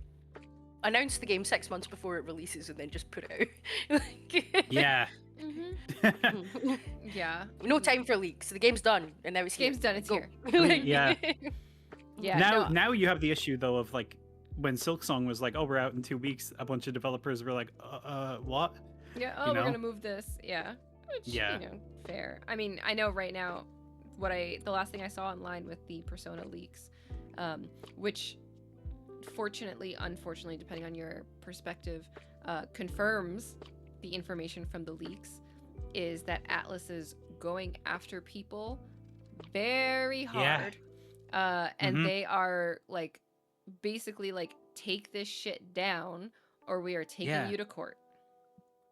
But the thing is, there is like, now we kind of have reason to believe that we'll see Persona 6 next week, potentially. Right. Or at least if it happens, it won't be as much of a surprise, which to Mhm. me is kind of a bummer, you know? Yeah, Yeah. and that like that part is a little bit of a bummer, you know. And I looked at the leaks and the art or whatever, and I was like, okay, like, you know, cool. I think for me, and again because of my perspective of leaks, it didn't ruin anything, because No, like yeah. what I'm seeing is static images, right? I'm not seeing Yeah. movement. I'm not seeing whatever, right? So for me it's fine, but I know for some people that will definitely ruin it. But now I do have more of a, oh, I should see this soon. But Mhm. unfortunately, You know it exists. yeah, I know it exists, which we all knew it existed. Atlas I mean, would yeah. be stupid not to make another one, right? But unfortunately, I am very sure that even if we see something next week, right, that game's not coming out till 2028. Yeah, it's at the very least Yeah. unlikely to come out before Persona 4 remake, Right. which we already know exists. Yeah. Yeah. And 4, we don't really have a hard date for, right? No. So I'm like, even if you give me 4 in 2027, that means 6 doesn't come out till at least 2028, and that's being generous, because Yeah. as we know, they will milk it for everything they can. I don't think they can milk it as much as they've milked Persona 5, which I am a sucker, and I bought the things, Mhm. and now Persona 5 has a collab with Call of Duty Mobile, which, like, who saw that coming, right? Yeah. And Persona 5 didn't kill Overwatch, so I don't think it's going to kill Call of Duty Mobile, although it killed a lot of other mobile games before. But I don't think I think they're at the end of being able to milk 5. So now it's like, okay, we'll give you 4, but we're going to dangle 6 in front of you and you're going to have to wait for it. And I'm like, oh. Back to milking 4. We're going to get Persona 4 Racing all day, finally. We'll get the racing one. Or no, you know what? We Yep. might not get the racing one. We might just get the characters as DLC for Cross Worlds, because we have Joker in there in Sonic Cross Worlds. But Oh, what we will get is maybe a remake of the fighter game, Persona 4 Maybe. Arena Ultramax, I wouldn't be against that. because that would also be the I'm sequel. not immune to propaganda. I mean, same. I have Persona Yeah. 4 Arena Ultramax on my computer, right? Like, So that do would be I. the You don't have sequel. to remake it. I have it. I don't need a remake. yeah, I own that's it. a But whole- you'll remake it, and then you'll be like, and because they're all kind of in the same they're in the same universe, we'll also introduce characters from 3 and 5 as playable fighters. Like, so you'll have the story mode, and then you'll have, like, they'll Yeah. milk 4 before they give us 6. I am sure of it. Like, unfortunately. Time And is sure. a flat circle. I lived through the milking of Persona 4 and Persona 5, and now I'm going back to the milking of Persona 4. Yep. Persona 4 revival. Let's do it. And you know what, though? I will say what timing.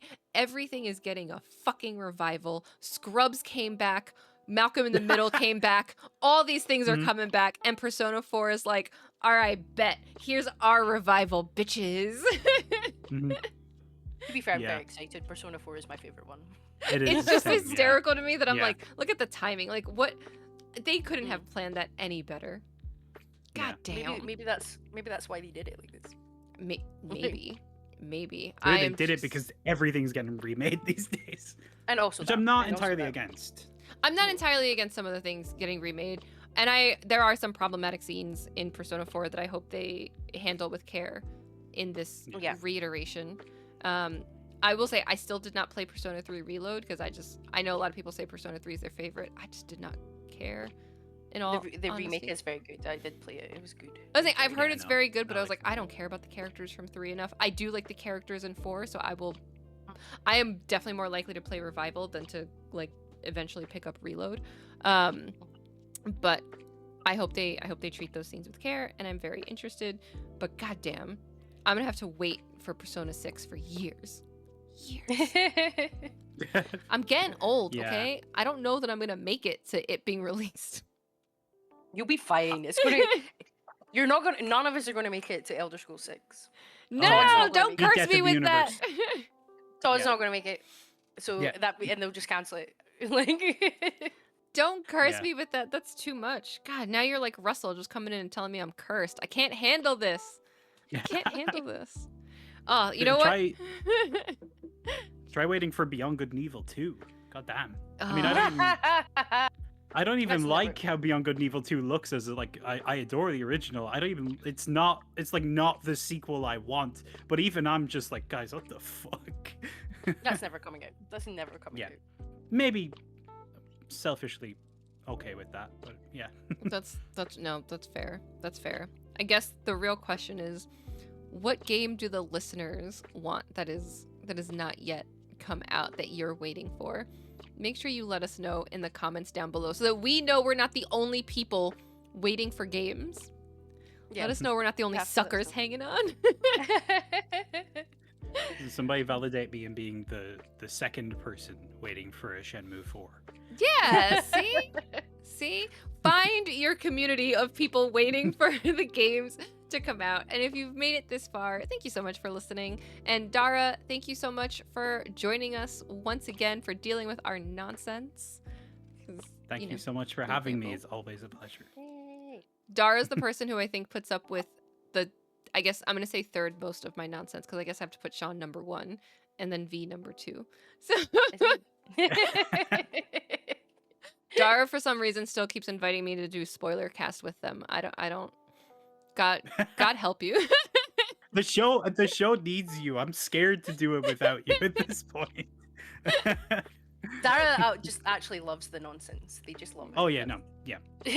I'm clawing, trying to get back on this show every time. Let us know what game you're waiting for. Let us know what game you want a spoiler cast of. Maybe with me, maybe not with me, depending on the game. We'll see. And don't forget to catch everything going on with GSC by joining us in the Discord and on gamersocialclub.ca. The links are in the description. Like, subscribe, share with your gamer friends. If you saw something or heard something that you really, really liked, let us know. If you're listening on a podcast service, leave that little 5-star review. It really helps the algorithm so that we can do more silly things and maybe one day make one of these fantasy guests a real guest. Thank you all so much, and we will see you next time.